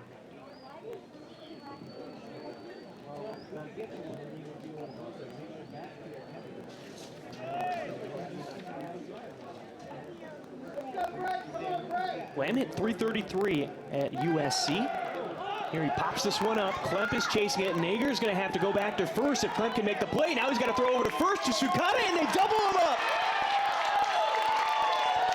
Heads up by Klemp behind the plate. There was a hit-and-run situation, and Seth Nager gets doubled up over at first, and the Pilots get out of the 5th inning. No harm done, no runs on the board. It's a 6-0 lead as we head to the bottom of the 5th. Pataxel, Knight, and Saunders coming to the plate next.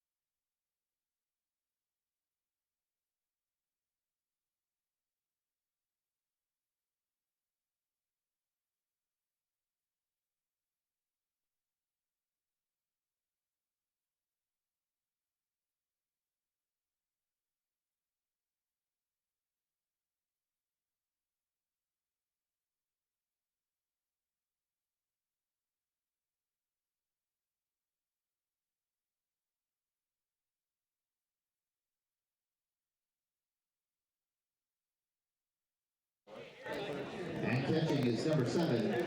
Just the rainy skies here in the Northwest. It's become a staple during the spring season. As the Pilots working with a 6-0 lead as Ben Pataxel The third baseman, number 11, Ben comes to the plate.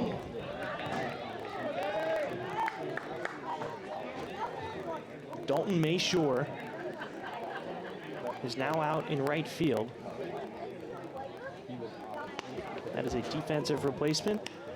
And then Guart is now out of the game. He's going to be replaced by Hayden Driggs behind the plate. Pataxel squares the bunt, pulls it back. And Mistoni was playing well behind the bag at third right there. You can see why Pataxel thought about putting down the bunt. Outfield moves to their left. Torek winds up the 0-2, and that hit Pataxel in the head. The 10th time he's gotten hit this season.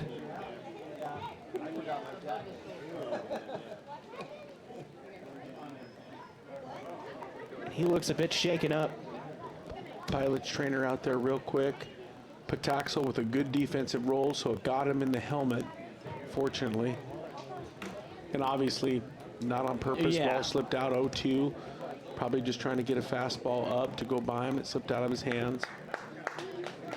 And now you see Torek, he's actually, looks like he was messing with the bag over there, and Pataxel slowly making his way over to first. Now Coach Loomis will come out and check up on his third baseman. I got a feeling that Loomis is going to pull. This is my feeling, is he's going to pull him no matter what, just because he's such an important piece of the Pilots thing, and they do have depth on the bench, and it is a 6-0 game late. Well, maybe not. Or maybe I'm I'll always let him. wrong. I'm always wrong when it comes to Coach Loomis. That's why I'm up here and he's in the dugout. He probably, and Pataxel might have said, "Coach, I'm fine, man. I'm fine." You know. Just briefly shaken up, and now he's fine. And a lot of times coaches like to look their players in the eyes, you know. So look him in the eye and make sure he's fine. But you can see the ball just slipped out of his hands. yeah. And he got a good defensive role, hit it on the helmet. There's a reason why we wear helmets, and the helmet technology is really good.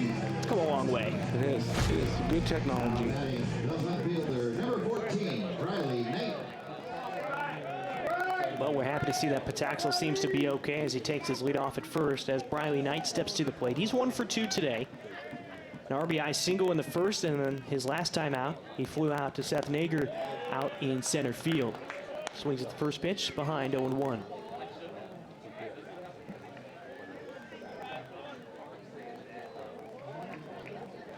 Knight was hitting .250 coming into today.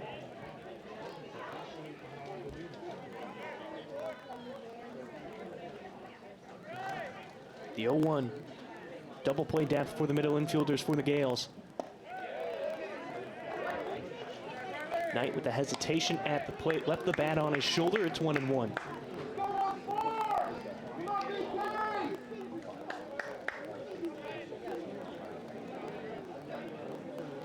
Pilots have not had a hit since the second inning. They had 2 walks in the fourth. As Knight swings and misses on a pitch that's away, it's 1-2.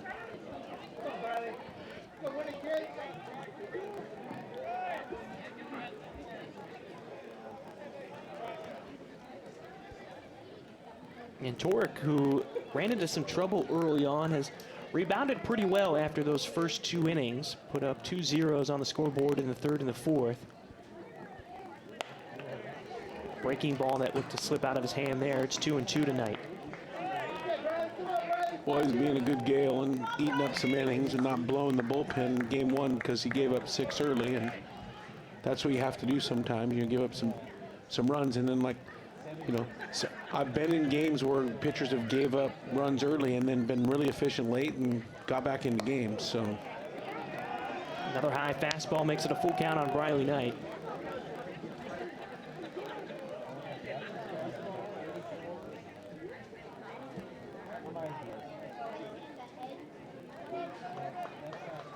Torek trying to get through 5 innings of work here at Joe Edsall Field as the Pilots hold a 6-0 lead. Knight goes down with a strikeout. So one away with a runner on first, and that brings up Ty Saunders, who's 0 for 2 today, a strikeout and a ground out over to Santiago at first. Ty Saunders.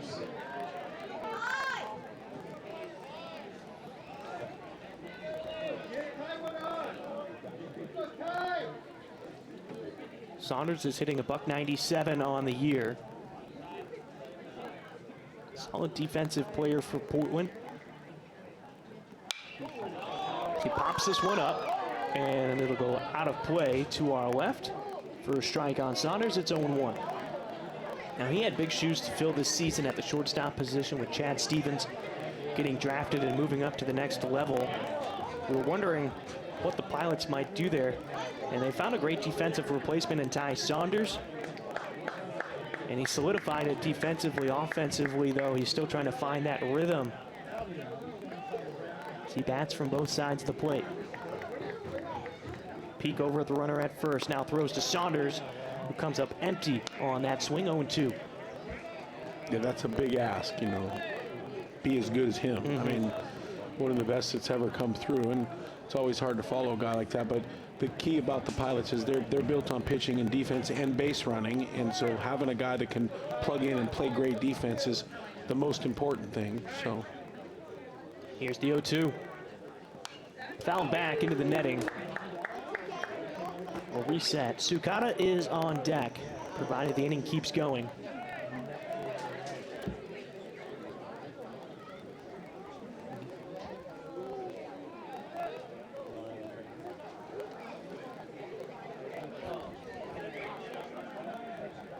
Double play depth for Velasquez and Espinoza. Saunders goes down with a strikeout. Back-to-back Ks for Torek after hitting Pataxel in the head, and now that'll bring up Jake Sukata. Sukata's 1 for 3 today, a single in the first, a ground out to short to Velasquez, and then his last time up, he flew out to Gavin Napier in the third inning.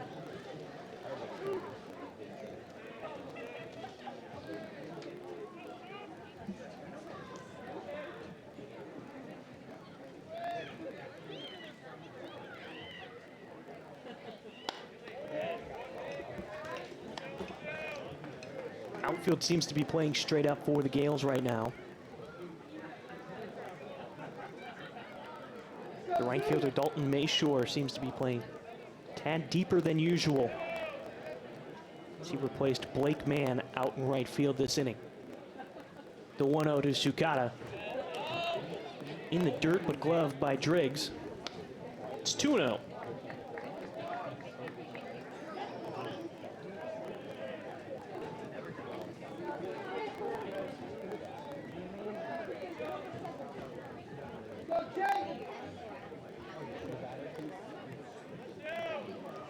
Sukata back in the box. The 2-0. Hits the ball back up into the middle, and Nager will let it bounce in front of him, and that's a single for Sukata, his second hit of the day. And that's the Pilots' first hit since the second inning, and that'll bring up Evan Scavato.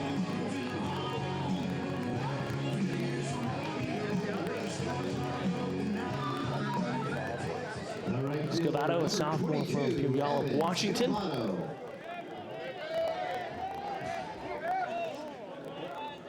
Hitting .313 on the season already, 1 for 3 today. A single in the first where he came around to score. And then he flew out in the second to right field and struck out back in the fourth inning. Pataxel with a decent lead off the bag at second. Now he takes his secondary pitch to Scavato. It gets away from Driggs. Both runners are moving up 90 feet. Pataxel now over at third. Sukata is at second.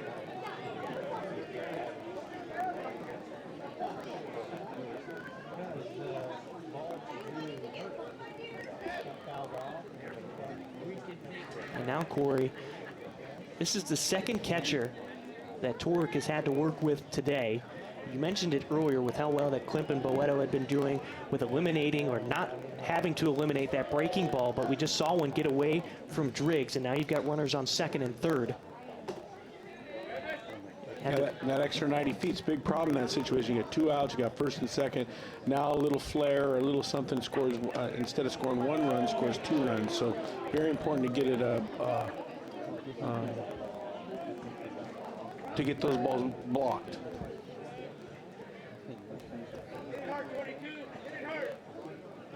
And now time called by Driggs. Signals to the infield. No wind right now, 57 degrees and showers. We've been dealing with the rain for about 2 innings now. The 1-1. No chase from Scavato as it ends up in the left-handed batter's box. 2-1.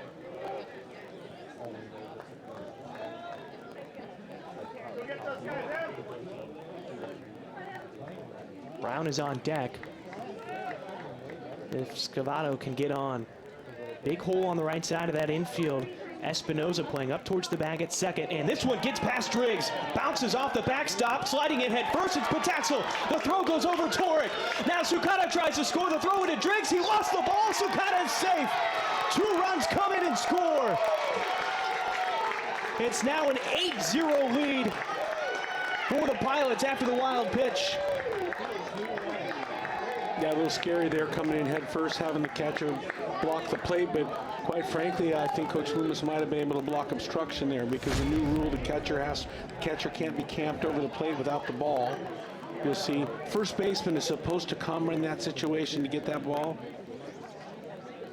If you'll see here, the catcher is You see it right here. over the plate blocking with Scavato, and no, it's taken away. Seth Nager robs the hit of Evan Scavato. And that will end the 5th inning, I should say, for the Pilots. We head to the top of the 6th, an 8-0 lead after 2 runs come in and score off the wild pitch. It's the top of the order. Napier, Mistoni, and Santiago when we return on the WCC Network.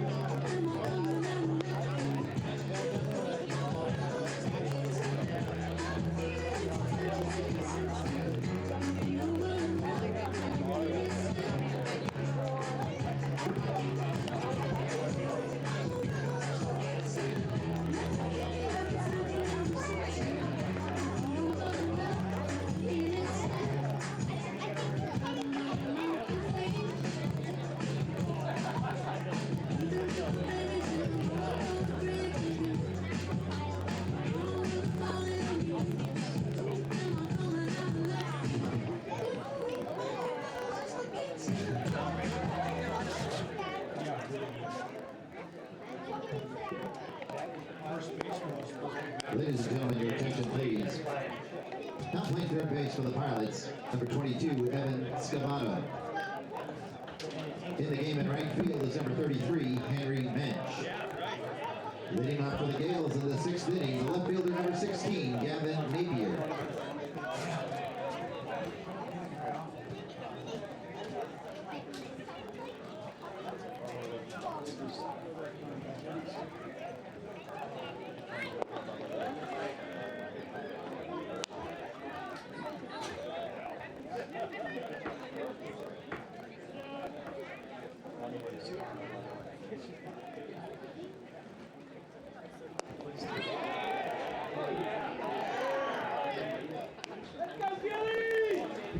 Welcome back to Joe Etzel Field, top of the 6th inning, an 8-0 lead for the Portland Pilots. Some defensive changes for Portland. Pataxel is now out of the game. Evan Scavato moves from right field over to third base, and then Henry Mensch has now checked in right field. As Brett Gillis is out on the mound for a 6th inning of work with an 8-0 lead as Gavin Napier is in the box. He's now ahead in the count, 3-1. Yeah, I like that that move by the skipper, getting Pataxel out. I mean, he probably isn't hurt by the ball off the ear flap of the helmet, but it's just good to get him out and protect him. Yeah, you still have 2 more games left in this series, and not to mention you still have the West Coast Conference you want to go to, so there's no need to push him out there when you have this lead. And depth. And depth, yeah. I mean, there's opportunity for other guys to play, so. And you like how they kept the hot bat in there in Scavato. He now moves over to third instead of being taken out of the game as Napier works himself on with a walk. Well, Scavato was brought in to play third base, and I think that there was a ton of infielders, and his bat was hot, so we said, hey, let's try him out over here. And he started the year really hot with the bat, and so that's why he ended up out there. Like I said, they've done a great job of developing depth and having players play multiple positions, and having Scavato being able to go from right field to third base is a benefit. High throw from Gillis. And that'll start on Stoney with a 1-0 count. And right now in the outfield, they have 3 center fielders. They will start 3 guys in center field, and all 3 of them are in. So, I mean, defensively in the outfield, they're as good as anybody in the conference currently right now. Yeah, Knight started out in center a lot of the games last season. This year, it's been Jake Holcroft in center. And then we've seen Henry Mensch sprinkle a few starts out in center field as well. Well, I think everybody loves the way Henry plays the game. He plays it, what's the old saying, with his hair on fire, with his squirrel hair on fire. He looks like he's got a squirrel under his hat. We're talking with Coach Loomis earlier in the season. He really likes the defensive prowess of Mensch. Here, Scavato will field it on the high up hop down the third baseline. They will get the out over at first. Napier moves up to second. There was no play, and there's 1 out. The ball always finds the new guy. Right. Here you go. You're brand new at third. Here's a ball. Relatively easy play for him, though. High up hop. No, or down hop. Down hop, excuse me. But it took an initial high hop. Took a high hop and on the way down. On the way down's good. On the way up, that's no good. Trouble. As the rain falls harder here at Joe Edsall Field. 1 out with a runner on second. Sukata now drifts back to his position, and off the mound, Gillis fields it, looks back at Napier, who retreats to second, and the throw over to first. And that's one of the beautiful things about having Gillis on the mound. He can field his position with ease. Yeah, you cut me off. I was going to say, and this is another reason why he has such a great ERA.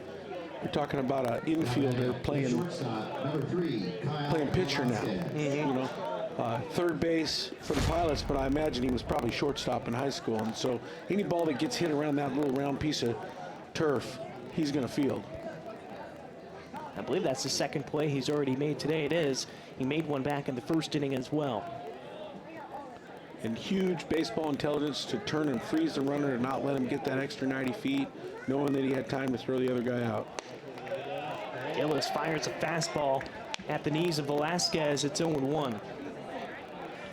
Velasquez is 0-2 or 0 for 2 today.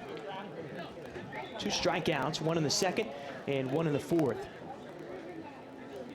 Looking to avoid a 3 strikeout performance. Scavato even with the bag at third, but off the line. Klepp out of his position. Good block by him behind the plate. We'll get a new ball. It's 1-1 on Velasquez.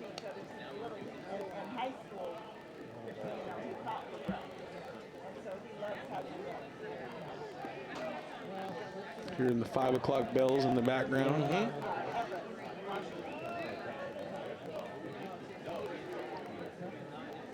Makes me hungry. Oh wait, everything makes me hungry. Everything's making me hungry right now as Velasquez, the good eye, makes it ball 2. It's 2-1. And getting late to the park, I didn't get my Etzel dog. Yeah, no Etzel dog with no bun. With no bun. Didn't get your coffee. My coffee. Didn't get to watch batting practice. I gotta say, for show and go, you're doing pretty well for yourself. Yeah. No wind right now, looking at the flag in center field. The 2-1 as Gillis looks back at Napier at second. Fastball that Velasquez was just ready for. Actually got heckled on the way in. Oh, you did? I got heckled. I got heckled by Mr. Scavato and Mr. Knight. They're like, "What do we got? Late?" I'm like, "Sorry, show and go."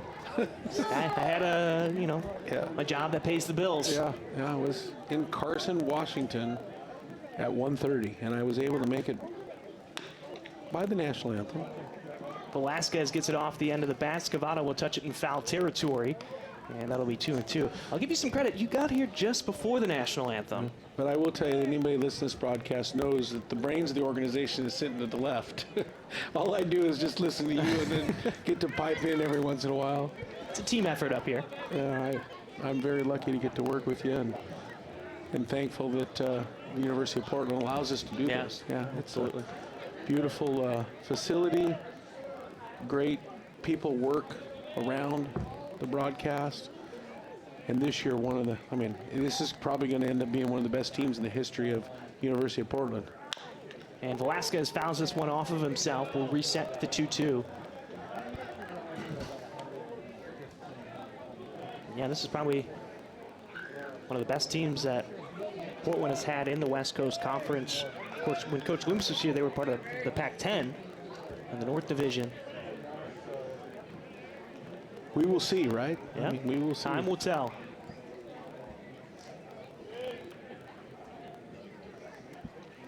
We were talking with a few people, and they really only needed 2 wins, and a strikeout for Gillis. We'll pick that up on the other side. After a leadoff walk, it's 3 straight outs for Brett Gillis on the mound. We head to the bottom of the 6th. Brown, Tamero, and Klemp on the WCC Network. Another strikeout for Gillis.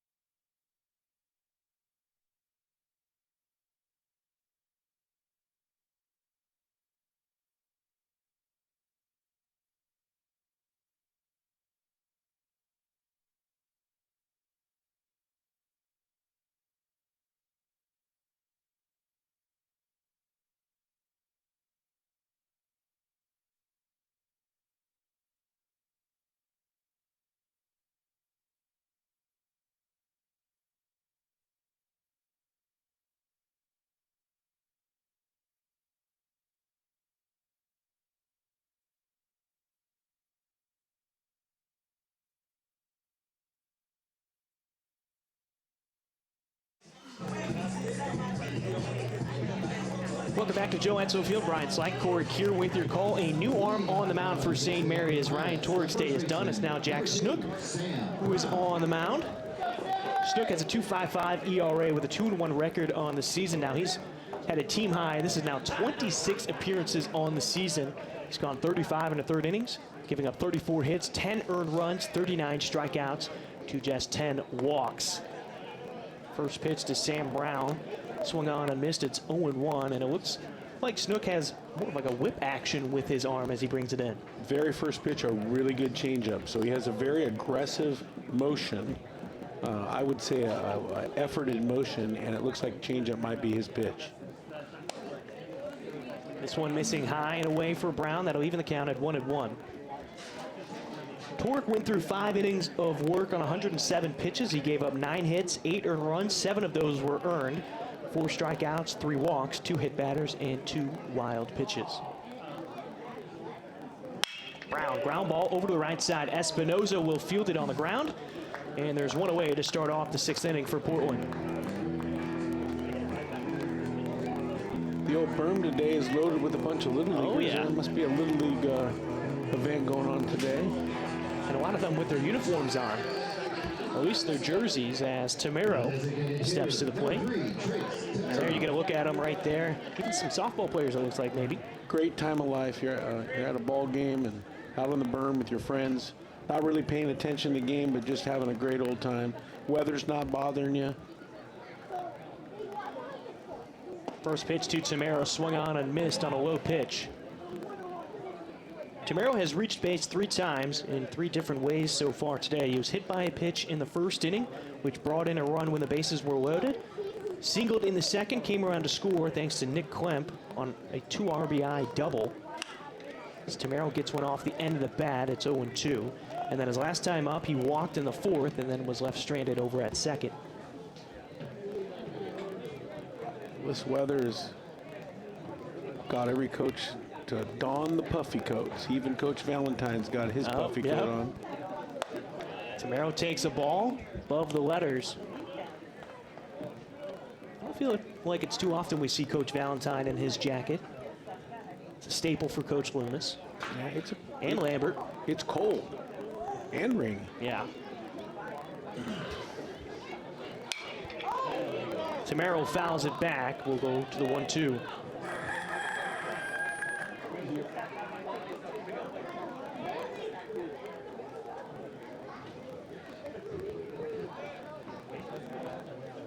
Been an interesting May, there's no doubt. Expected a little bit better weather for May, and it just hasn't been better. As Tamero takes the ball, and that'll even the count at 2-2. You're right. Usually it's the April showers, and it's carried over into May. We're almost halfway through the month. The 2-2. Tamero goes down on a strikeout. 2 gone. And Nick Klemp to the plate. Hold it up higher, Corey. Catcher number 13, Nick Klemp. I'm going to hold this Yabo sign up until he hits me. Klemp has 3 RBI today. A sacrifice fly in the first brought one in, had a 2 RBI double in the second, and then he walked back in the 4th where he was left stranded.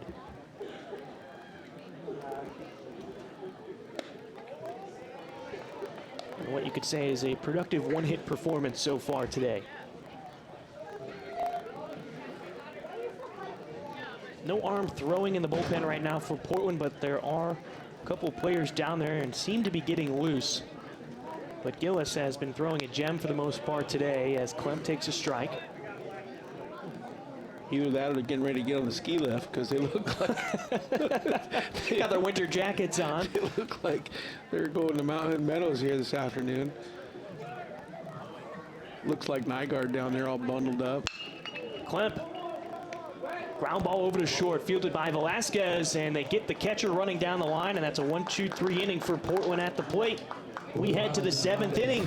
Coming up, it's McDonald, Mayshore, and Espinoza coming to the plate for the Gales when we return on the WCC Network.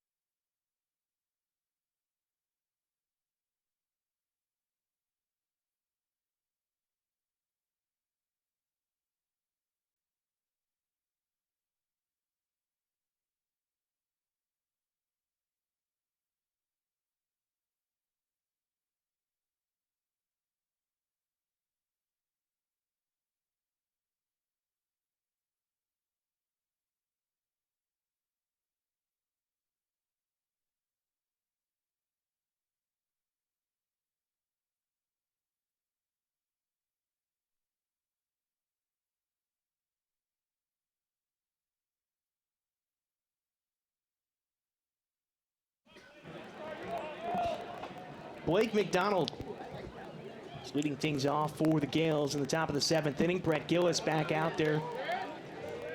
And the first pitch breaking ball for a strike starts out McDonald 0-1. McDonald is 0 for 1 on the day. Grounded out to Ty Saunders over at short. And then he walked his last time up in the 4th. Klemp able to glove that one on the ball. 1-1.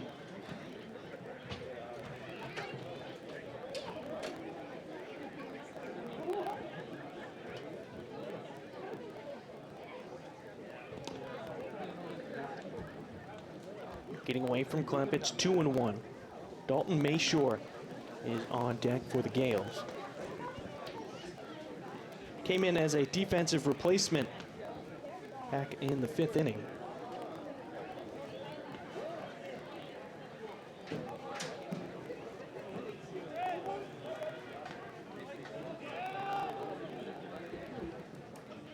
Gillis is at 92 pitches currently.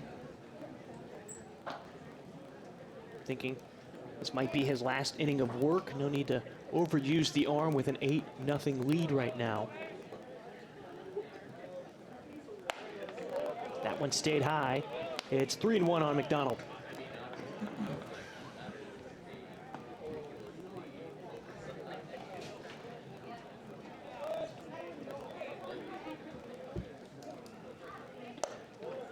And a 5-pitch walk will start out the 7th inning. McDonald is on first. That'll get the bullpen going down there a little bit. Saw the catcher pop up. Go tell someone come. Gabe Villaflor, the bullpen catcher.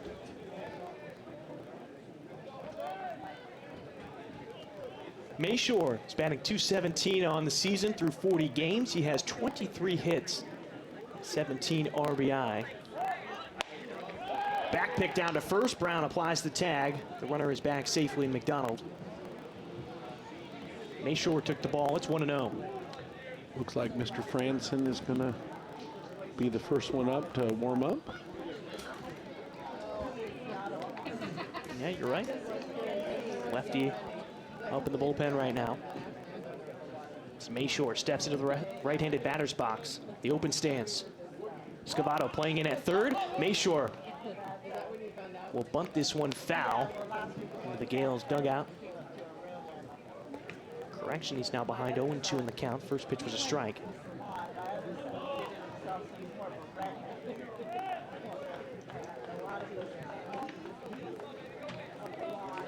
Corey, what's the most strikeouts that you've ever seen in a baseball game? That's a good question. Well,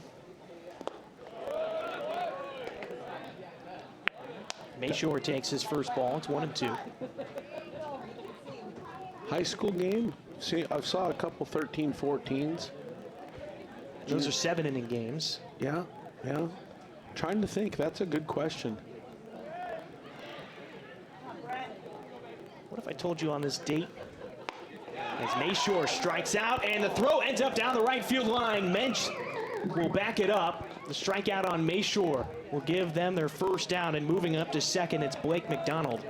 I remember watching Kerry Wood punch 20 against the Mariners one time. Was it the Mariners? Or maybe it was I remember watching him punch 20. Yeah, it was a couple days ago, actually, that anniversary of that game. Oh, yeah. Randy punched 22, didn't he? Yes, he did. Here's another look at the strikeout and the throw that ended up short hopped over to Brown.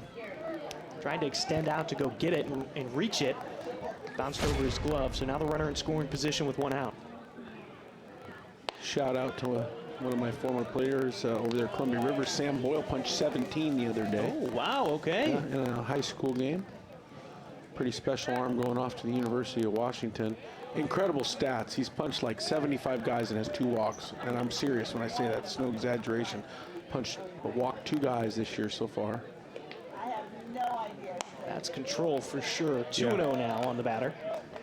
Yeah, Columbia River in the round of 16. They'll probably win the state title because I left. That's how it works, right? I hope they do. I mean, obviously, I'll be right there rooting for them. It's a great program, and Of course, you still have your good friend as the head coach over at Columbia River, and Stephen Donahue. yeah, love every kid in the program and what Donald's done there. And Espinoza squared to bunt, pulled it back. It's now a 2-0 count. yeah, rooting for a couple of programs there in town. You know, I work with the Camas kids in the off season, and they're off to regionals as well. Former pitching coach at Washington State, Greg Swenson, his son's on the team, and John Blair, retired Portland police officer. Thank you, John, for all your work that you did here in Portland, and his son's on the team and going to go off to Oregon State. Yep. We had a chance to actually interview them and Yeah. speak to the young man. Yeah, so rooting for Camas and rooting for Espinoza Columbia River. gets on with a walk. And now Coach Lambert will come out to the mound and talk with his star pitcher. He's gotten through 6 1/3, and it looks like we'll have a pinch hitter as well coming to the plate next. It won't be Seth Nager, it'll be number 41, I'll tell you what, man, Trey Wingate. this young man out there, Brett Gillis, he's as good as it gets, man. I mean, he's had one heck of a year. He's 8-1. He's walking off the mound with a chance to be 9-1. He's top 3 in the country in ERA. He's put the University of Portland Pilots team on his back this year, along with a couple other guys on the team. Just a warrior. Guy deserves a standing ovation, in my opinion, man. And there the fans are giving it to him. Brett Gillis's day is done. Caleb Franzen will be the new man on the mound. We'll be right back on the WCC Network.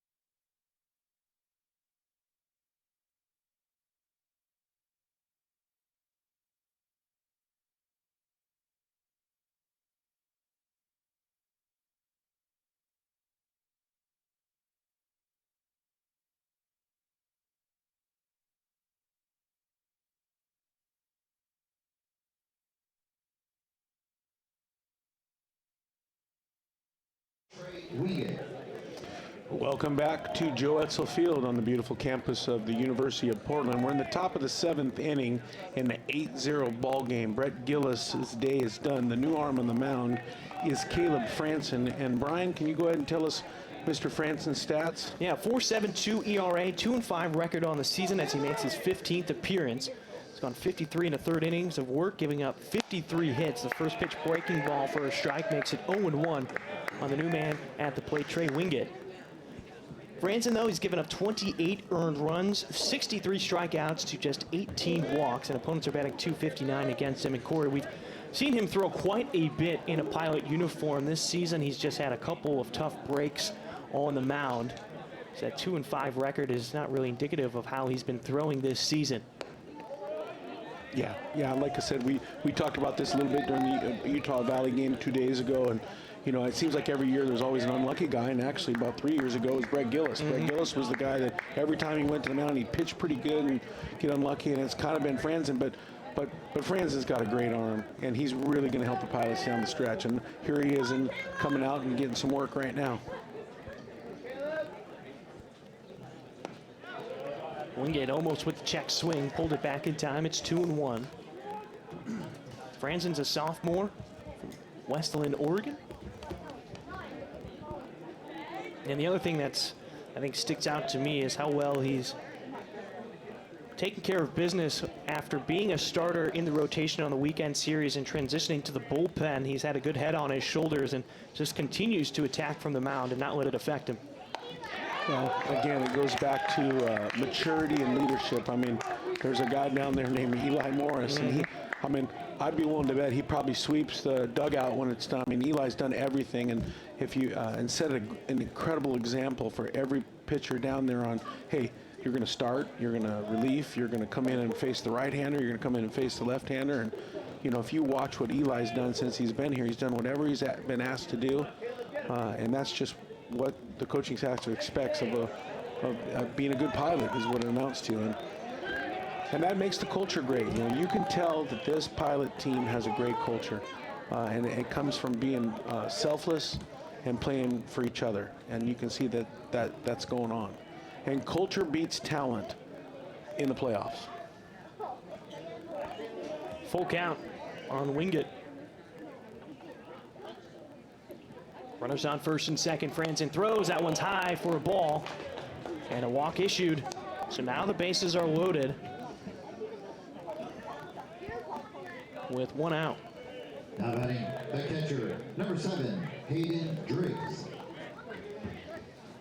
Not only that, bases are loaded with all walks. So what, Brian?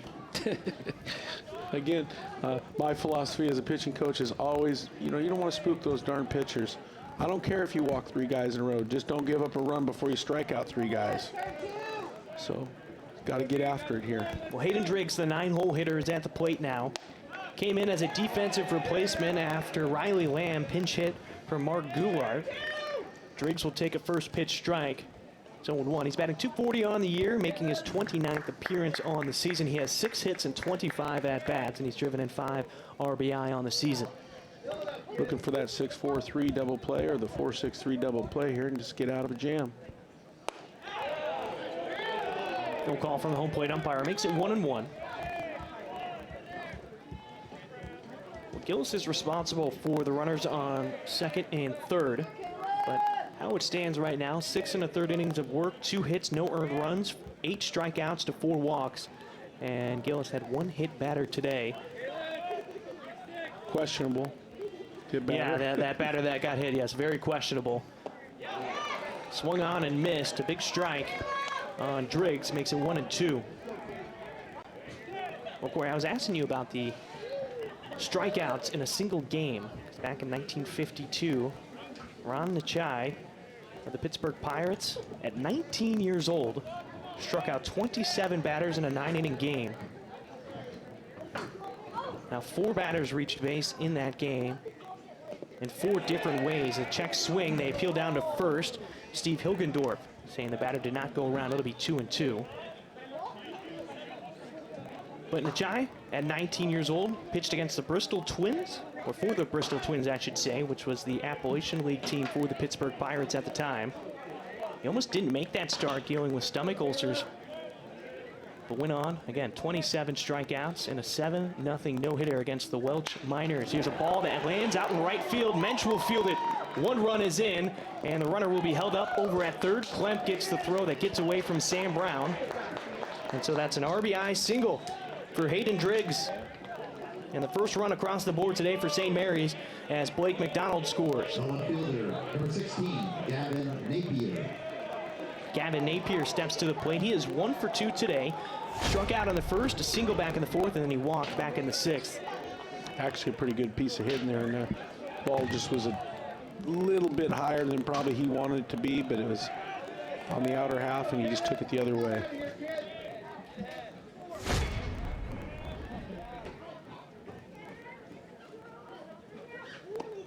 Franzen's first pitch to Napier, low, out of the zone. It's 1-0. Going back to talking about Ron Nachai. Now, 4 Welch hitters did reach base in 4 different ways. Via the walk, an error, a hit batter, then a drop third strike. So actually Nachai had a 4-strikeout 9th inning in that start. Now he followed up that 27 strikeout performance by striking out 24 the next time around in a 2-hit victory. Napier taking strike 1. It'll be 1-1. Take it, he wasn't in the Appy League very long. You would be correct. He struck out 109 hitters in 43 innings of work. He got moved up to Burlington, where he struck out 172 and 126 innings pitched before being called up to the big leagues. Now, he was only in the big leagues for the end of that 1952 season. He threw 54 and 2/3 innings for the Pirates as Klemp gets out of his stance to glove that one from Franzen. But 54 and 2/3 innings pitched in 1952 would end up going 1-6 with 31 strikeouts and a 7.08 ERA in his only time in the big leagues.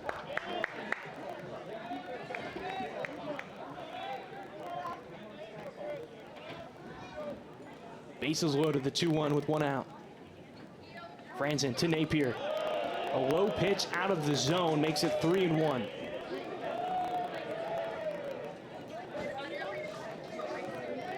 Now there is 1 out here. You can get a double play ball.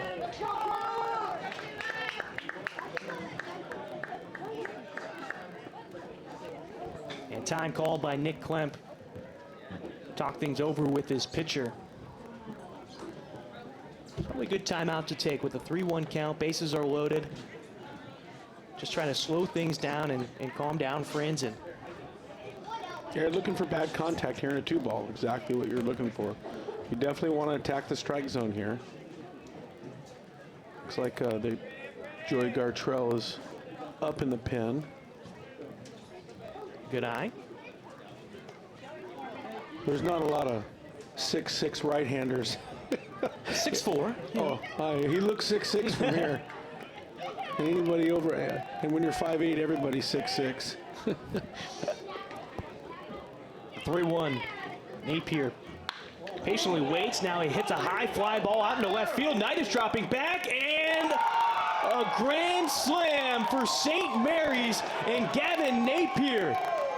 Knight might be hurt here. He hit that fence pretty hard, and he got right on the bar, the upright of the bar. Yeah, Briley Knight is on the ground still. You can see him on the left side of your screen at the outfield fence, and he's pounding his fist on the ground, and the trainer now running out for Portland after the grand slam by Gavin Napier makes it 8-5 here in the 7th inning. Yeah, the Pilots fence, they have the verticals and the horizontals, and he ran into the fence right on one of the verticals. I hope he's okay. It originally looked like he could see where the wall was as he was making his way back, but unfortunately, you're right, Corey, he caught that bar pretty hard out there.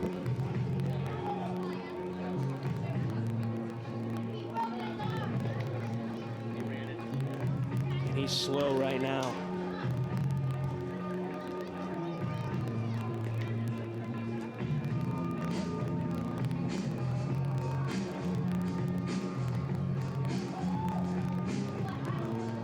Yeah, he's grabbing his right forearm right now. Looking through the binoculars. Here's another look at that last play. And Napier just went after that low pitch from Franzen. And here, Oh my, yeah, you see his right arm go into that fence right away. And that is a tough sight. I don't know if you saw what I saw, Corey, but it looked pretty bad after he ran into it, and you looked at his right arm where it made contact with the fence, and it did not look healthy, that's for sure. And that would be quite the blow for Portland defensively and for his bat up at the plate. And he's hobbling. And he's hobbling, yeah. So maybe he hit that fence hard, so he's all right. He plays the game so darn hard, you know. Mm-hmm. All these pilots do.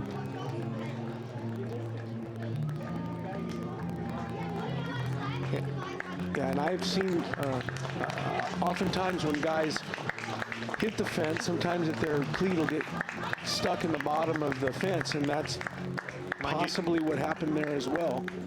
And then when you roll your ankle, when it gets caught in the bottom of the fence, we'll take a look again. Take another look at this replay.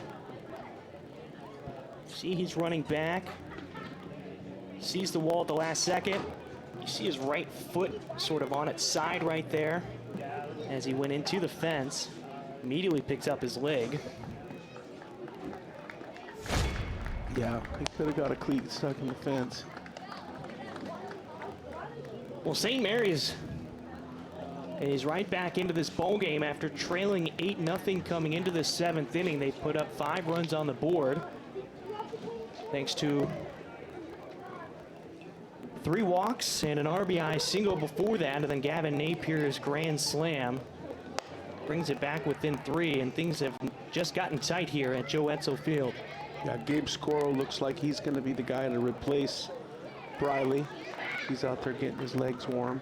They're going to give Franzen a little bit of time to get his arm going again. Now playing left field for the Pilots. Number 1, Gabe Scoro.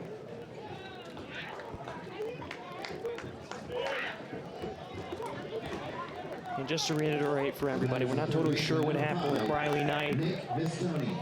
We don't know what the injury is. We were only just looking at a replay. So Gabe Scoro replaces Briley Knight defensively out in left field. And now Caleb Franzen with the bases empty. Just needs to get 2 more outs to get out of this 7th inning. The first pitch here, high and away to Nick Mistoni.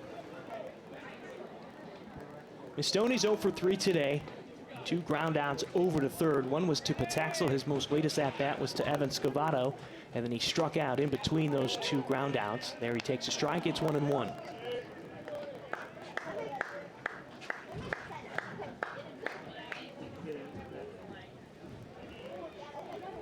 Scavato playing in, the rest of the infield playing back. As Mistoni empty on that swing, 1-2.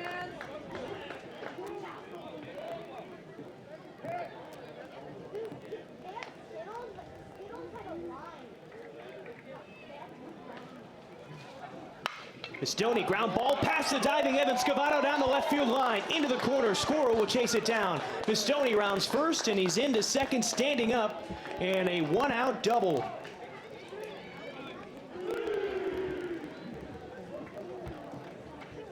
And with how this inning is unfolding, you have to think we might have a mound visit, and there Coach Lambert is leaving the dugout now to talk to Franzen. It's been an unfortunate situation for him. Again, he's thrown some competitive pitches. Well, even that home run that he just gave up was a pitch that was low and away, it looked like, and Napier just able to get enough of it to send it over the wall. Yeah. He's had some unlucky things happen to him, and unfortunately, today is another situation. The home run ball is a down ball, and then Napier got his bat to it. So Gartrell now into the game. We'll be right back on the WCC Network.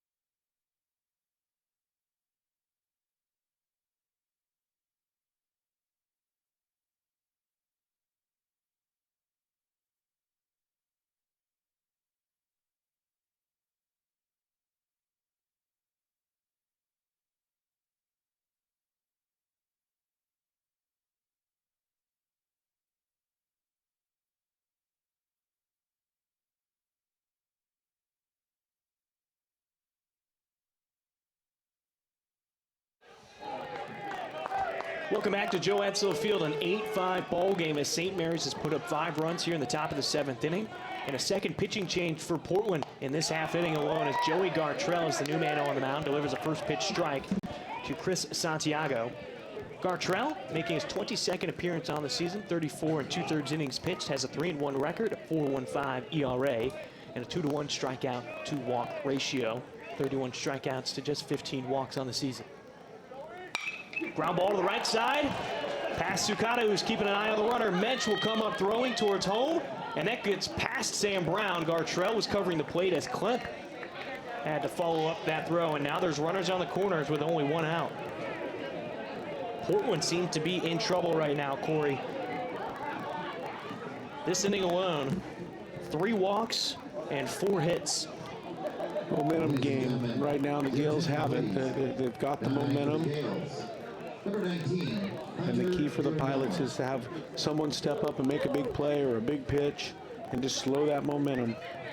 Still a 3-0 ball game. Deep in the game. The Pilots still get to hit 3 times. Just got to get a play, make a double play here and get out of this inning and minimize damage. We have a pinch hitter for St. Mary's. Squaring to bunt and pulling it back is Hunter Hirayama, freshman shortstop from Mililani, Hawaii.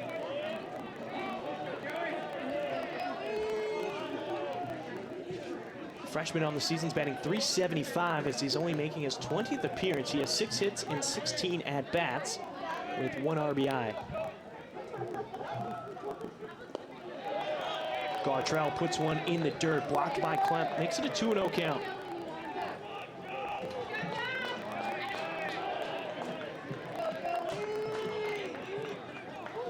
St. Mary's currently on a 3-game win streak in conference. They swept San Francisco this past weekend.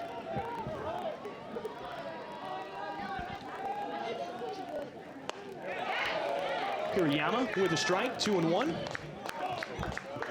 Portland on a 6-game win streak in conference right now. That's their longest conference win streak since 2010. They look to extend it to 7 if they can hold on to this lead here.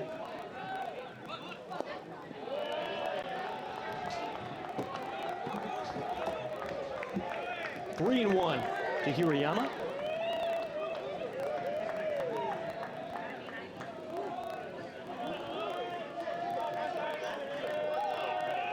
Runners on the corners, the 3-1 count with 1 out. Scavato in at third. Hirayama lays down the bunt. Gartrell will field it. The underhand over to Brown. They'll sacrifice the run on the sac bunt. And it's now 8-6. That's a tweener play. Gartrell almost could have went to home on that. Probably smart to just take the out. You look at the replay here. Gartrell fields the ball, and I feel like he almost could have turned and thrown to home, yeah. But I think it's probably smart to just take the out, minimize it. You know, you're kind of in the outs game. You still, the tying runs at the plate now. You don't want to make a mistake and then put the, you know, and everybody's safe, you know.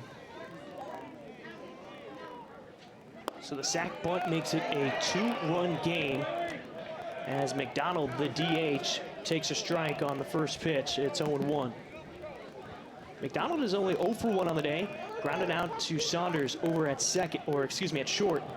His last 2 at-bats, though, he's walked, and he did come around to score earlier in this inning.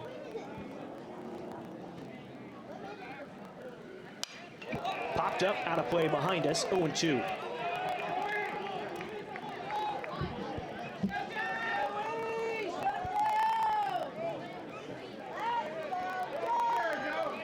Really kind of an interesting play by the Gales to give an out for a run in that situation. It's really helpful to the Pilots, in my opinion. All the momentum is on their side, and they kind of just gave him an out in a 3-1 count. The 0-2. Just got enough of it was McDonald to stay alive. McDonald represents the tying run right now.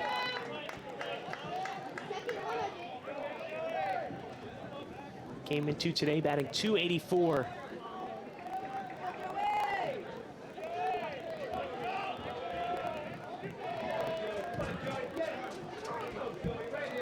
Sugata close to the bag at second. Brown behind the bag at first. Gartrell comes home, and McDonald again fights off another pitch, 0-2.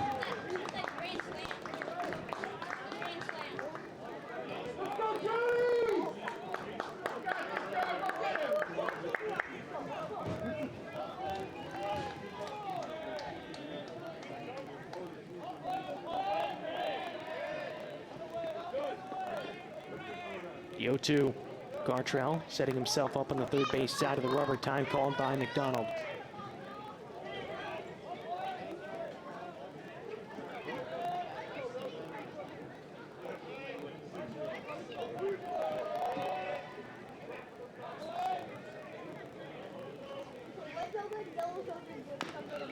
And McDonald again fighting off another pitch from Gartrell. Quality at bat.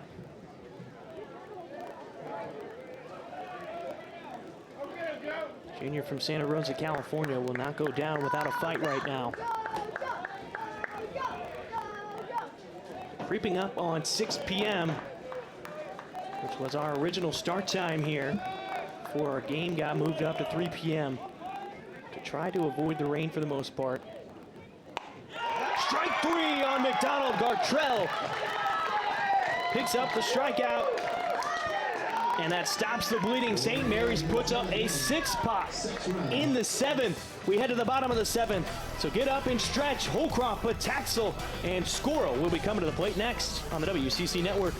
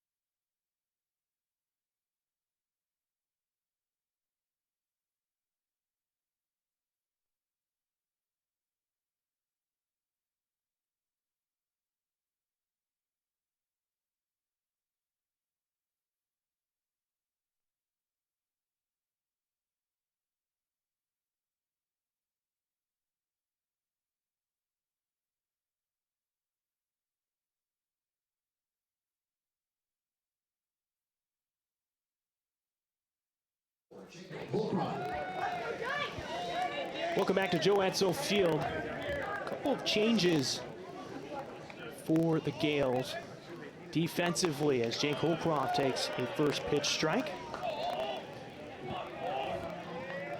Trey Wingate, who was just pinch hitting that last half inning, is now out in right field. Dalton Mayshore moves from right field to center field. And there is a new shortstop in the game right now for St. Mary's as Holcroft takes ball 1. It is 1-1. That new man is number 19, Hunter Hirayama.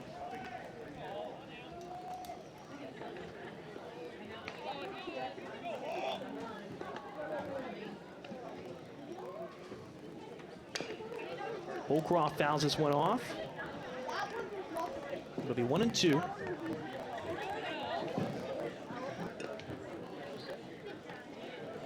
Now, over the last few games for Portland, they have put up runs in these later innings. So they could add some insurance runs right now, but Peter Allegro is currently warming up in the bullpen, the closer for Portland. As Holcroft fouls it off to our left, we'll restart with the 1-2 count.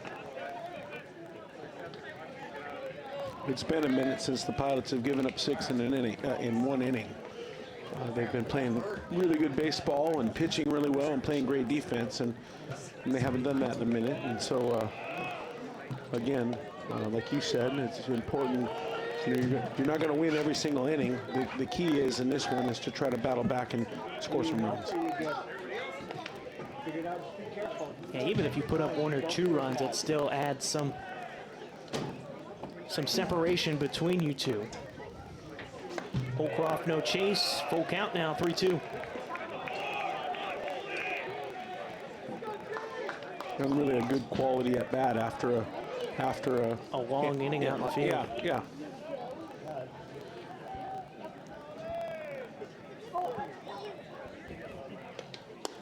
And that's a walk for Holcroft to start off this 7th inning. Yeah, something I try to teach our players, after anything like that, the last thing you want to do is come up and swing at the first pitch and hit a ground ball to second baseman. They already have all the momentum, and then you go up and go out of the strike zone, go ground ball second base. Now you're just giving them. It's like you've just given them the inning. There's no fight in the inning. Where now what Holcroft does is now he's making it difficult for him. Maybe the Pilots will get 1 or 2 here because of how he had that tenacity and that baseball intelligence, if you will, to make it tough on him. So Henry Mensch is now hitting right now in the place of Ben Pataxel, who was replaced defensively by Evan Scavato after Pataxel took a pitch to the head.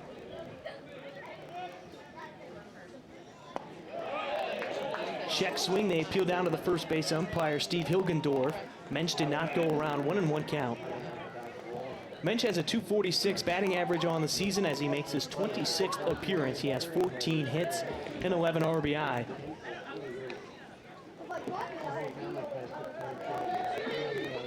Holcroft with a good lead over at first. Snook peeks over his shoulder, he'll throw over. Holcroft back in head first safely. Holcroft 4 stolen bases on the season. He has been caught stealing twice. It's about 7 feet off the bag. Mensch steps back into the box, the 1-1 count. Double play depth for the middle infielders. Mensch wanted to, kept it on his shoulder, good eye, leads to a ball, 2-1.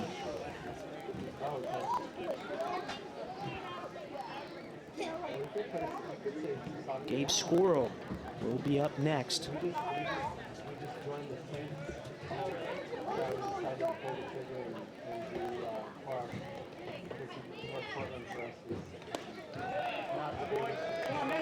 Good eye from Mensch, leads him to a 3-1 count.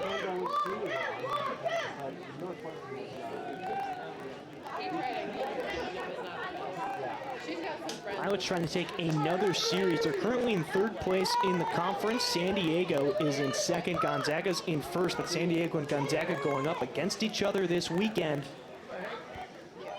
As Mensch fouls this one off. Full count now, 3-2. Portland holds the tiebreaker over San Diego if they end up with the same amount of losses in conference. Portland has 2 more series. That includes this one with St. Mary's, and then they've got Pepperdine next weekend. Runner's going for second. That was a strikeout. Holcroft slides in head first, and he's safe. He'll pick up the stolen base. Mensch goes down with a strikeout, and there's one away.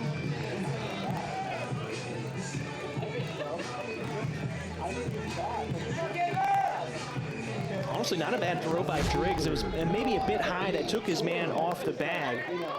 Ball looked a little bit away. I think Mensch thought that ball was away. It was a little bit off the plate, but it was inside the white line. And with 2 strikes, you have to protect. And I think the catcher blocked the view because the catcher kind of popped up because Holcroft was on the move. And now the professional hitter up at the plate. That's Gabe Scoro. He's been on the bench for most of the game. Came in as a defensive replacement after the injury to Briley Knight. Squirrel's hitting .253 on the season as he makes his 30th appearance. He's got 24 hits and 8 RBI. And if there's one guy that can do that, be on the bench, be cold, be told to jump in the game and do it, it's Squirrel, because he's done his whole career here. And he's good at it. Unfortunately, the weather is not allowed for a lot of... Product from Portland, Oregon with the Lincoln High School here. The 1-0 count from Snook. Got him on an inside pitch, 1-1. Squirrel joined in on the blonde hair game, maybe a little bit there. It's like you don't need, you just need a little bit of rain, and it's going to rain all night. It's like, there's no way it's going to you can't just like scrape the mud. And it does get One out runner on second, that's Holcroft. Squirrel fights off the inside pitch and sends it to our right out of play, 1-2. you have one field that you can go to that stack the game. You'd almost wonder, like, if you could get sponsorship. Espinoza closer to the bag at second, keeping an eye on Holcroft. Squirrel closed off batting stance, the 1-2. No chase on a high pitch above the letters, 2-2. Seems like the rain is starting to fall a bit harder here at Joe Etzel Field.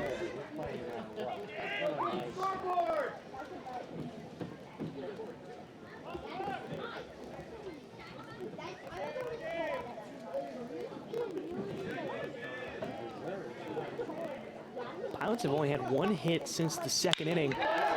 And there's the second one. Holcroft will be held up by Coach Valentine. Squirrel, a big round around first, gets back in head first. And Holcroft stays put over at third. So runners on the corners as Portland picks up only their second hit since the second inning. And that'll bring up Ty Saunders.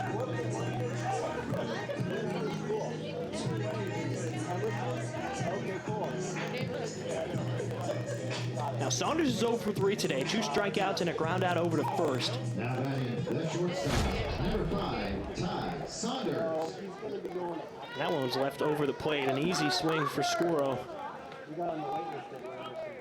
Now, do you think the Pilots could do what St. Mary's did in the last half inning? Would they sacrifice an out for a run to get that insurance run? I like it. I like a safety squeeze right here. Let's get a run for and get a productive out of Saunders and get a guy to second base and Sukata a chance to drive him in. I like it. Got to get something out of Saunders here. And you didn't know off the bat that the throw was going to be so bad, or Valentine would have scored him. He stopped him based on where the ball landed, not based on the throw. Because after the throw came in, everybody's like, well, why didn't you score him? Well, Valentine doesn't know what the throw is going to look like. He just has to make his judgment based on where the ball landed. But again, Squirrel, he's a good guy to get up in those situations. Like he's got ice water in his veins. Decent lead over at first right now. Holcroft, small lead off of third. Saunders with the 1-0 count. Squirrel was late. Did not get a good read off of Snook on the mound. And he gets picked off.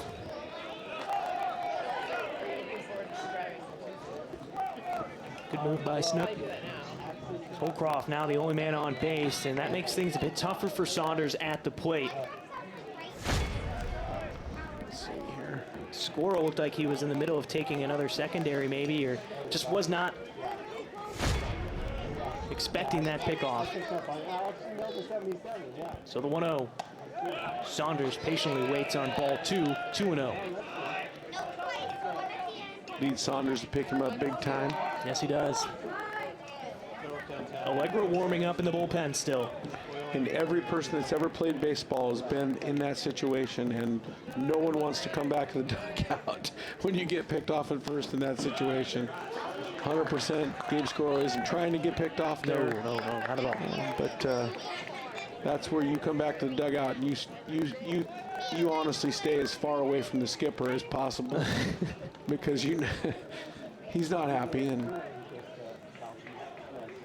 2-1 to Saunders. High pitch above the letters and away, makes it 3-1. Yeah, I usually stay away from the skipper and the pitch coach in that situation because the pitch coach doesn't like when runs don't get scored either. So, and again, no one makes mistakes on purpose. Infield playing back except for third. Mistoni almost even with the bag. Saunders will take a strike inside. Full count now, 3-2. Saunders looking to get on base for the first time today. I know a couple friends from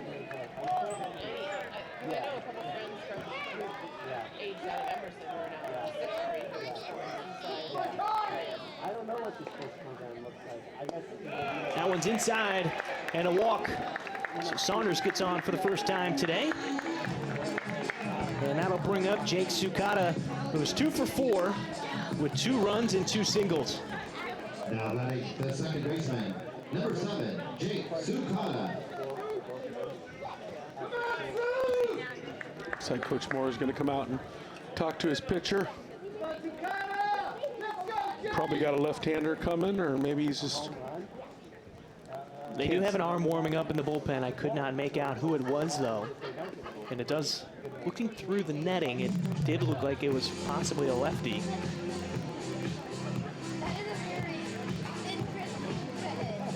And that's it. Change being made. It is a lefty, Corey. So Snook's day is done. We'll be right back on the WCC Network. Pitching change for the Gales. An 8-6 lead for Portland. Runners on the corners with 2 outs in the bottom of the 7th inning on the WCC Network.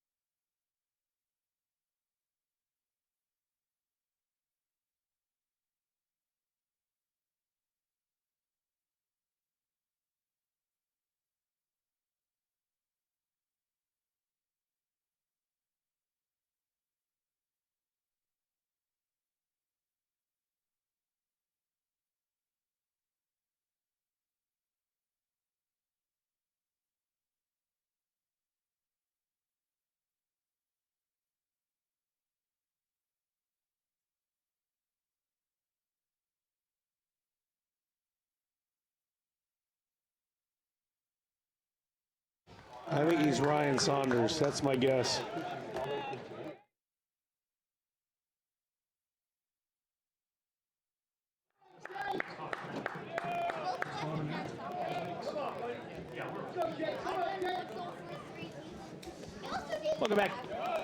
Welcome back to Joe Edsall Field.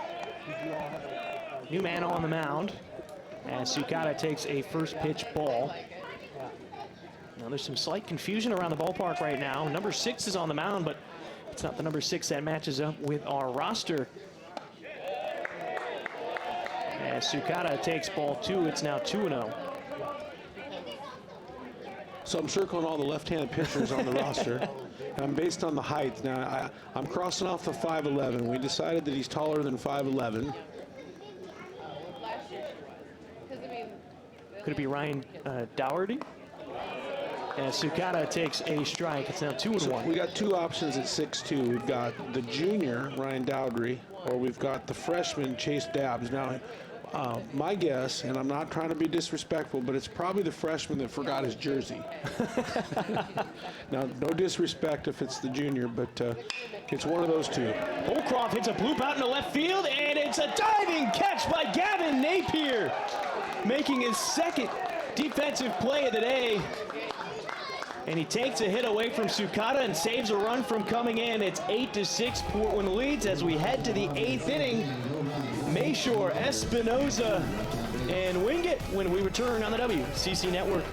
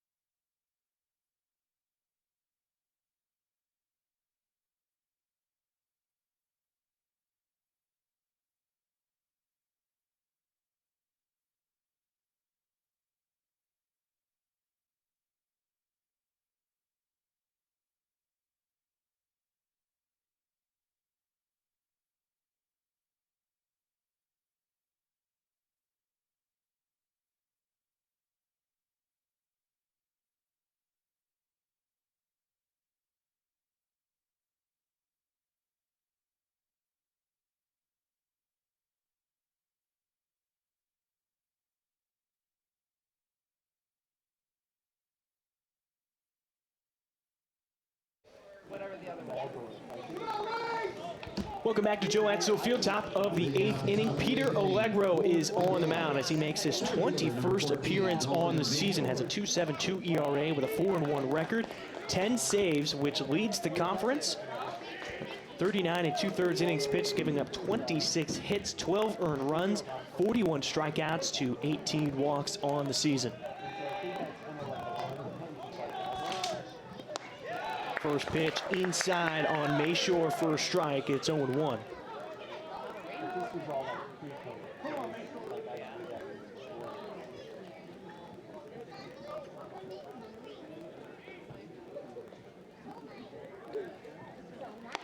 Mayshore unsure about that one, swung through it. It's now 0-2. Well, like I just said, Allegro's tied for first in the West Coast Conference. He's 11th in the nation with 10 saves. He has 13 on his career, which is 4th best in program history. The 0-2. Looked like a good pitch from back here, but instead it's called a ball by the home plate umpire, Heath Jones. It's 1-2.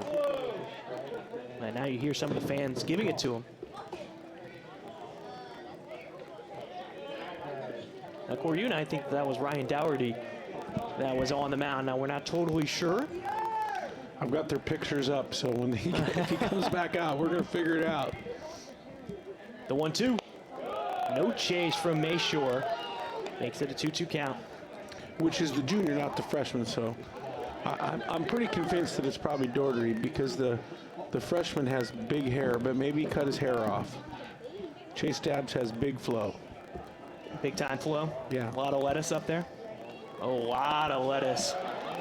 Could almost fly off the ground with that much hair. Ball 3 to Mayshore. It's now a full count.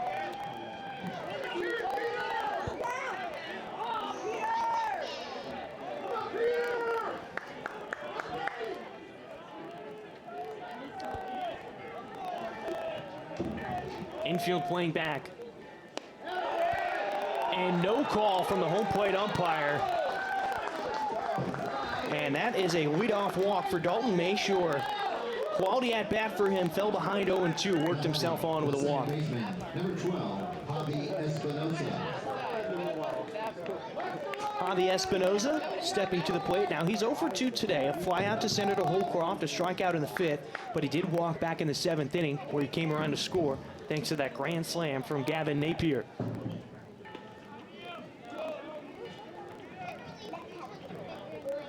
Scavato playing in at third. Espinoza squared to bunt, pulled it back, called the ball. It's 1-0.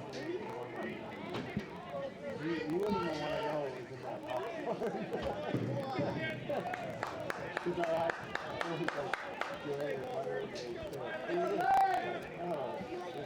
Pilots last time they were out in the field gave up 6 runs in a big 7th inning for the Gales as they were trailing 8-0 going into that inning.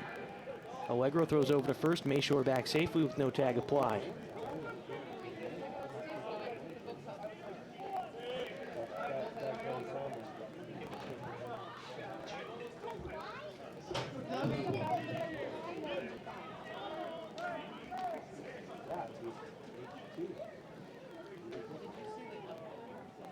Squaring to bunt, it's Espinoza again. The ball falls out of the mid of Klemp. It's 2-0.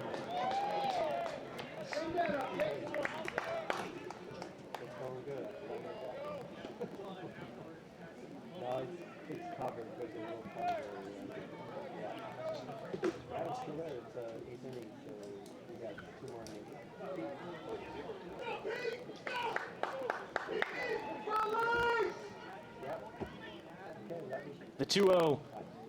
And Espinoza squaring the bunt, pulls it back again. It's 3-0. You can see right there Allegro a bit frustrated as he walks back out onto the rubber. And you have to think Espinoza probably be taking on this next pitch. In the outs game, St. Mary's only has 6 left. Espinoza squares to bunt, and a strike called. This time around, it's now 3-1.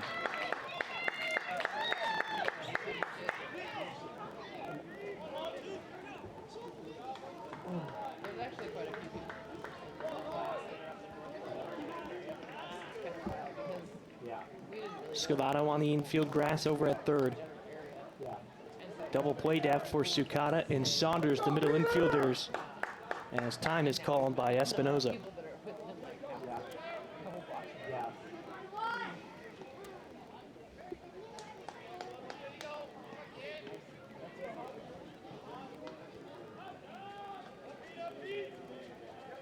The 3-1. Espinoza squaring a bunt again, a throw over to first. Mayshore back safely.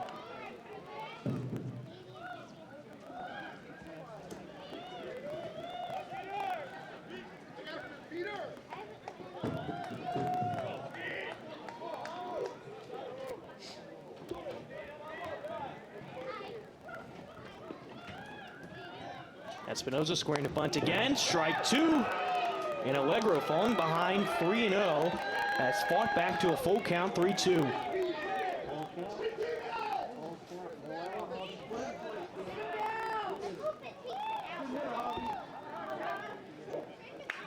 And we have figured out the mystery of who was throwing for St. Mary's.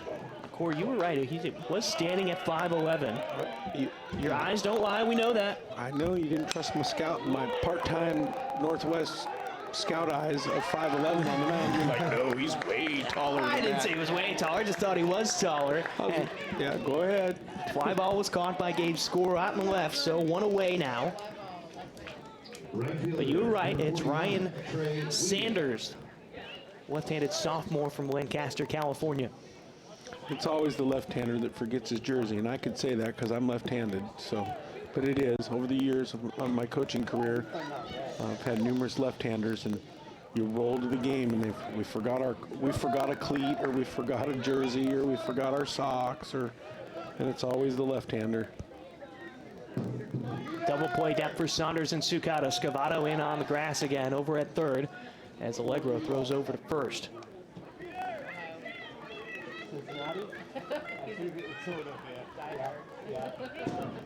Trey Wingate is at the plate.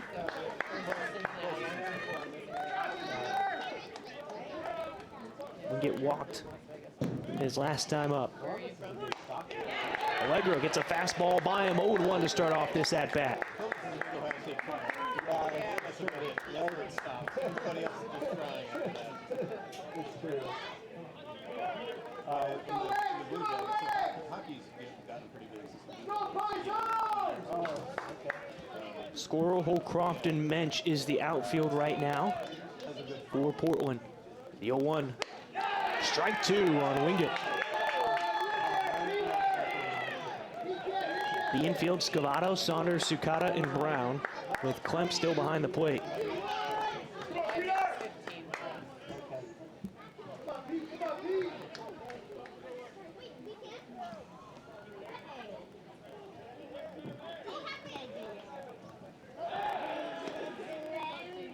Got the throw over to first to keep an eye on Mayshore, who's back safely. We've seen Peter come in multiple times and get a 3-out save, but getting a 6-out save is difficult to do, and you and I were talking during the break. He's coming in to get 6 outs in the first game of this series. So Allegro missing high and away makes it 1-2, and difficult spot to be in. You hope he doesn't throw too many pitches if they want to use him for the rest of this series. Yeah, right now Coach Loomis is trying to win a ball game. That he's not worried about tomorrow or the next day. He's worried about right now. The best arm he has out there is Allegro, and that's what he's trying to do. Runners going for second. Klemp comes up throwing to Saunders, and the ball gets off of his glove. Mayshore in there safely at second with the stolen base. Yeah, we heard that.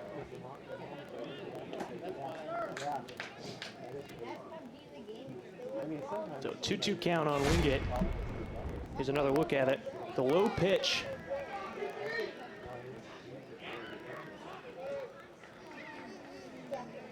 So Mayshore with a decent lead off the back at second. Saunders behind him.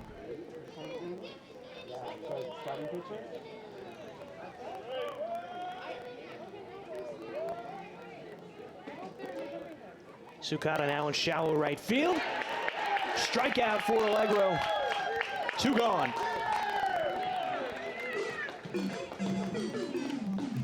The catcher, number 7, Driggs. Hayden Driggs now comes to the plate. He's 1 for 1 with an RBI single, but look at that last pitch from Allegro.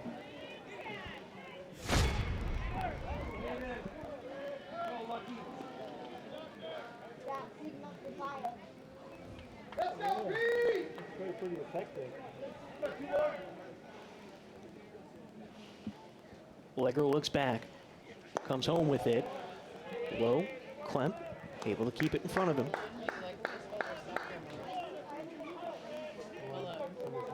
Driggs with 6 RBI on the season now.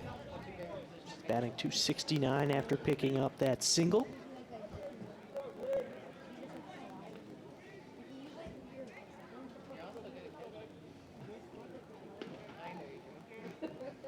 Looks back at Mayshore. Again.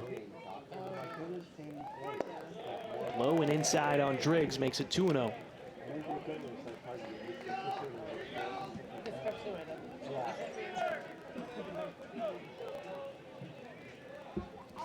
Napier is on deck. He hit the grand slam in the 7th inning and got this game within 2.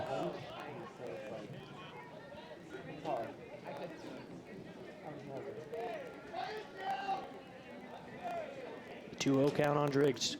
2 outs. Runner on second. Fastball by Allegro. 2-1.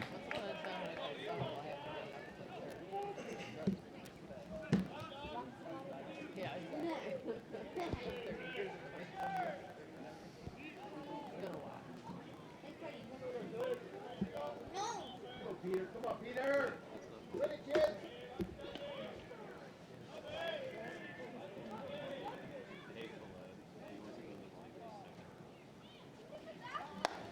Strike 2. Allegro battling back after falling behind 2-0. Evens the count.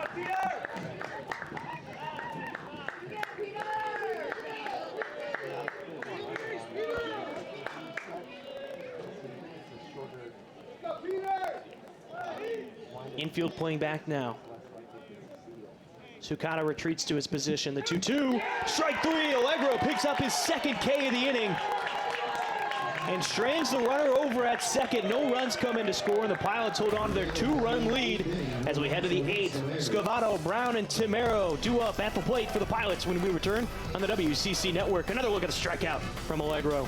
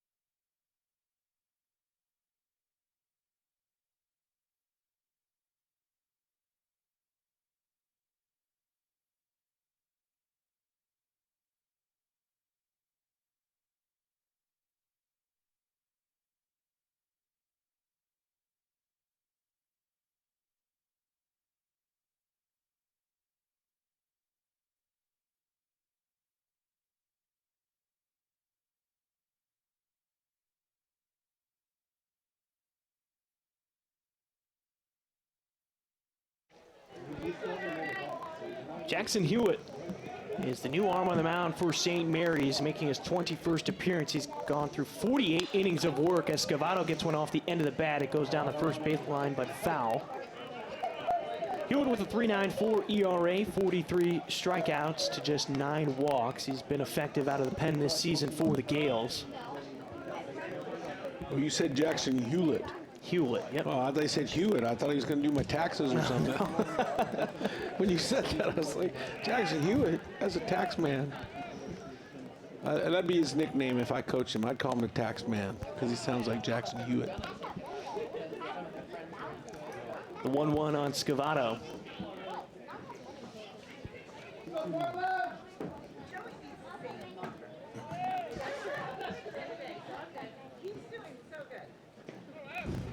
Scavato fouls one off.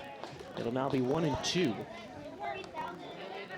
All that research going through St. Mary's trying to figure out who that arm was. I noticed a name on there, Madrigal, Eddie Madrigal. Familiar with that name, both as a Cubs fan and being here in the Northwest with Nick Madrigal. Exactly, Nick Madrigal with the Oregon State Beavers, and I learned some stuff just sitting here in between innings that. Scavato goes down with a strikeout to start off this 8th inning for Portland. Nick Madrigal is actually a twin.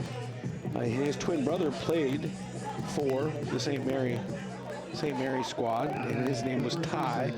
And this gentleman, number 36, on their roster is their little brother, and Eddie Madrigal. Plays a bit of catcher and in the outfield for the Gales.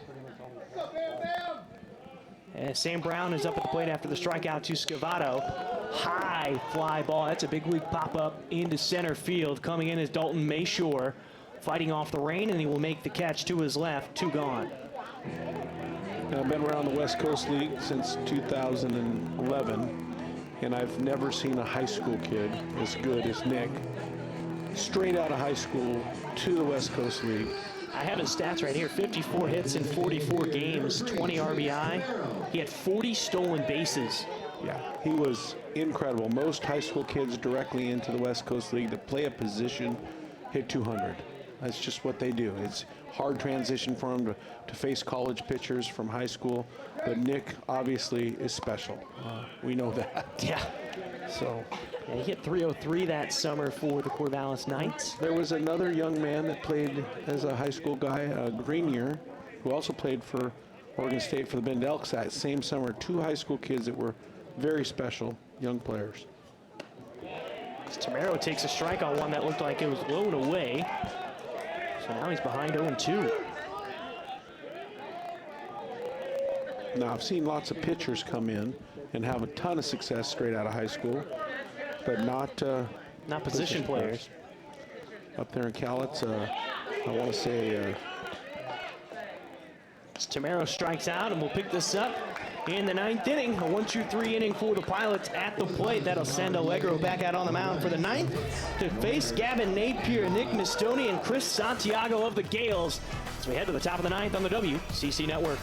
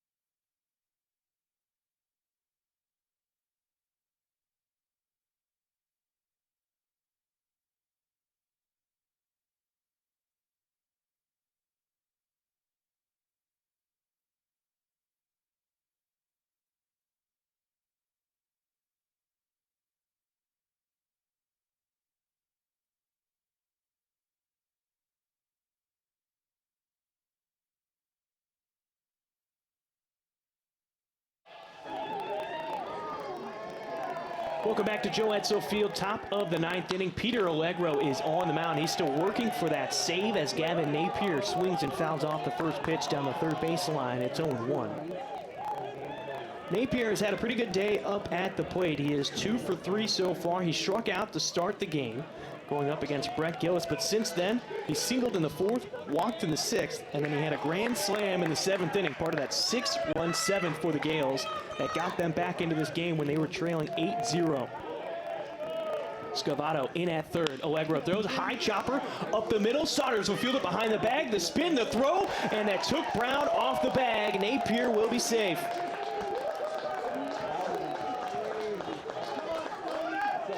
Good range by Saunders to get to that ball and made it a closer play over at first.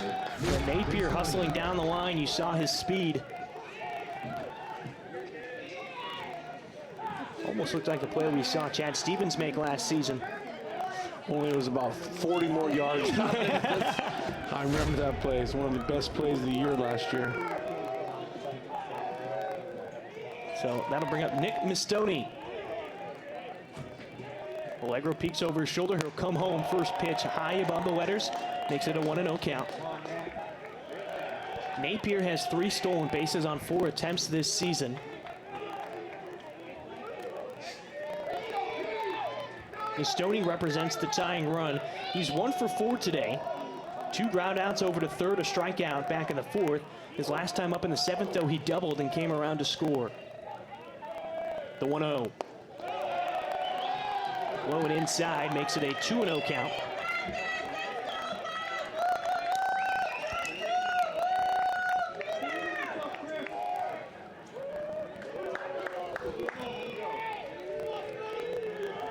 You can hear the fans cheering on Allegro on the mound, trying to get these final 3 outs and lock up the save.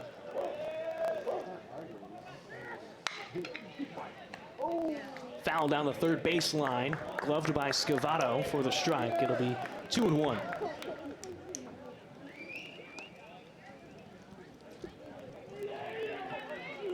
right now the guy at first base really doesn't matter. They're still going to hold him, but because they want to keep that double play in order, but he really doesn't matter. The key is that you're in the outs game and you're attacking that hitter, and you don't want that hitter to get on because he's the tying run. Saunders and Tsukada set up for a possible double play ball. Scavato hugging that line. A flare over to first. Brown running back to go make the catch, and he does over his shoulder.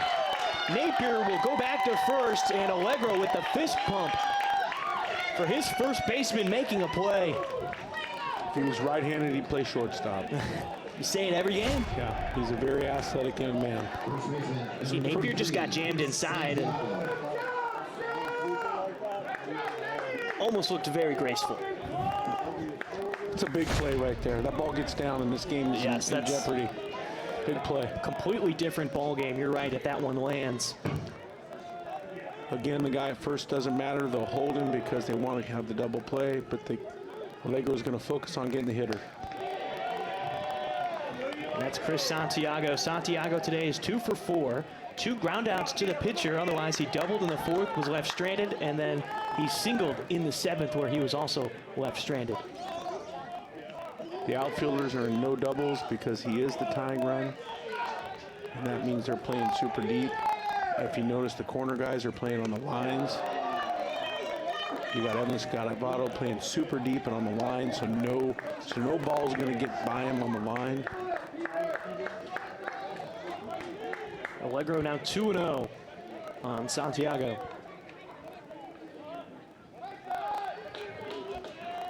You've got Scoro with his heels on the warning track, along with Mensch in right field.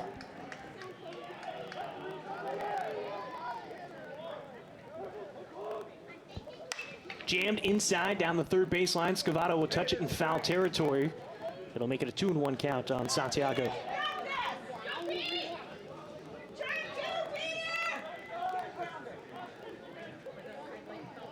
Well, we've been dealing with this rain consistently since about the 3rd inning, Corey.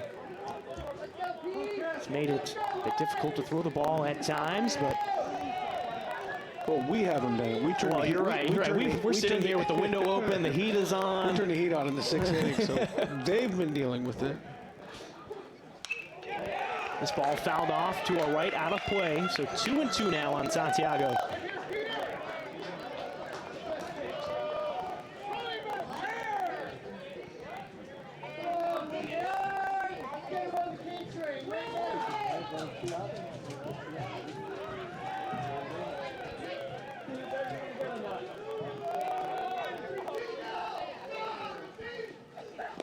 Check swing, they appeal down to first, and Hilgendorf saying he did not go around.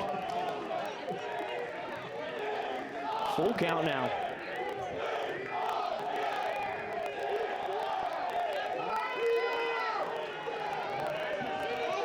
Allegro can pick up the save today. He would be tied for 6th in the nation with 11 saves, but he has to get these final 2 outs. The 3-2 full count to Santiago. He fouls it off into the net behind home plate. Will reset to the 3-2.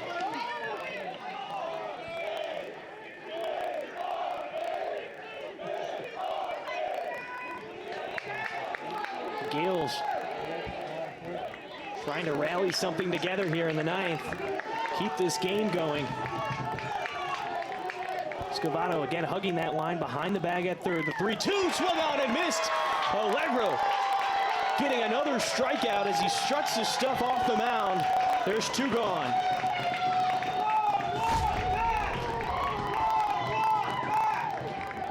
Just a challenge fastball with a little cut on it. I mean, Allegro has a little cut on his fastball, which is one of the reasons he's really good, but I just love it. It was just rare back, me versus you. I like it. Hunter Hirayama to the plate. He had a sacrifice bunt in the 7th that brought in a run to make it a 2-run ball game. Hirayama swings at a pitch that ends up in the left-handed batter's box. 0-1. Brown's still holding him. I don't dislike this right here. A lot of times coaches will throw that guy in behind there, and then it just takes the easy out at second base away if you let him have second base. So, and I don't. If it was a left-handed hitter, I might play him behind, but with the right-hander guy, I like Brown holding the guy here. Strike 2 to Hirayama. And the Pilots are a strike away from going on a 7-game win streak and starting out this series with a win.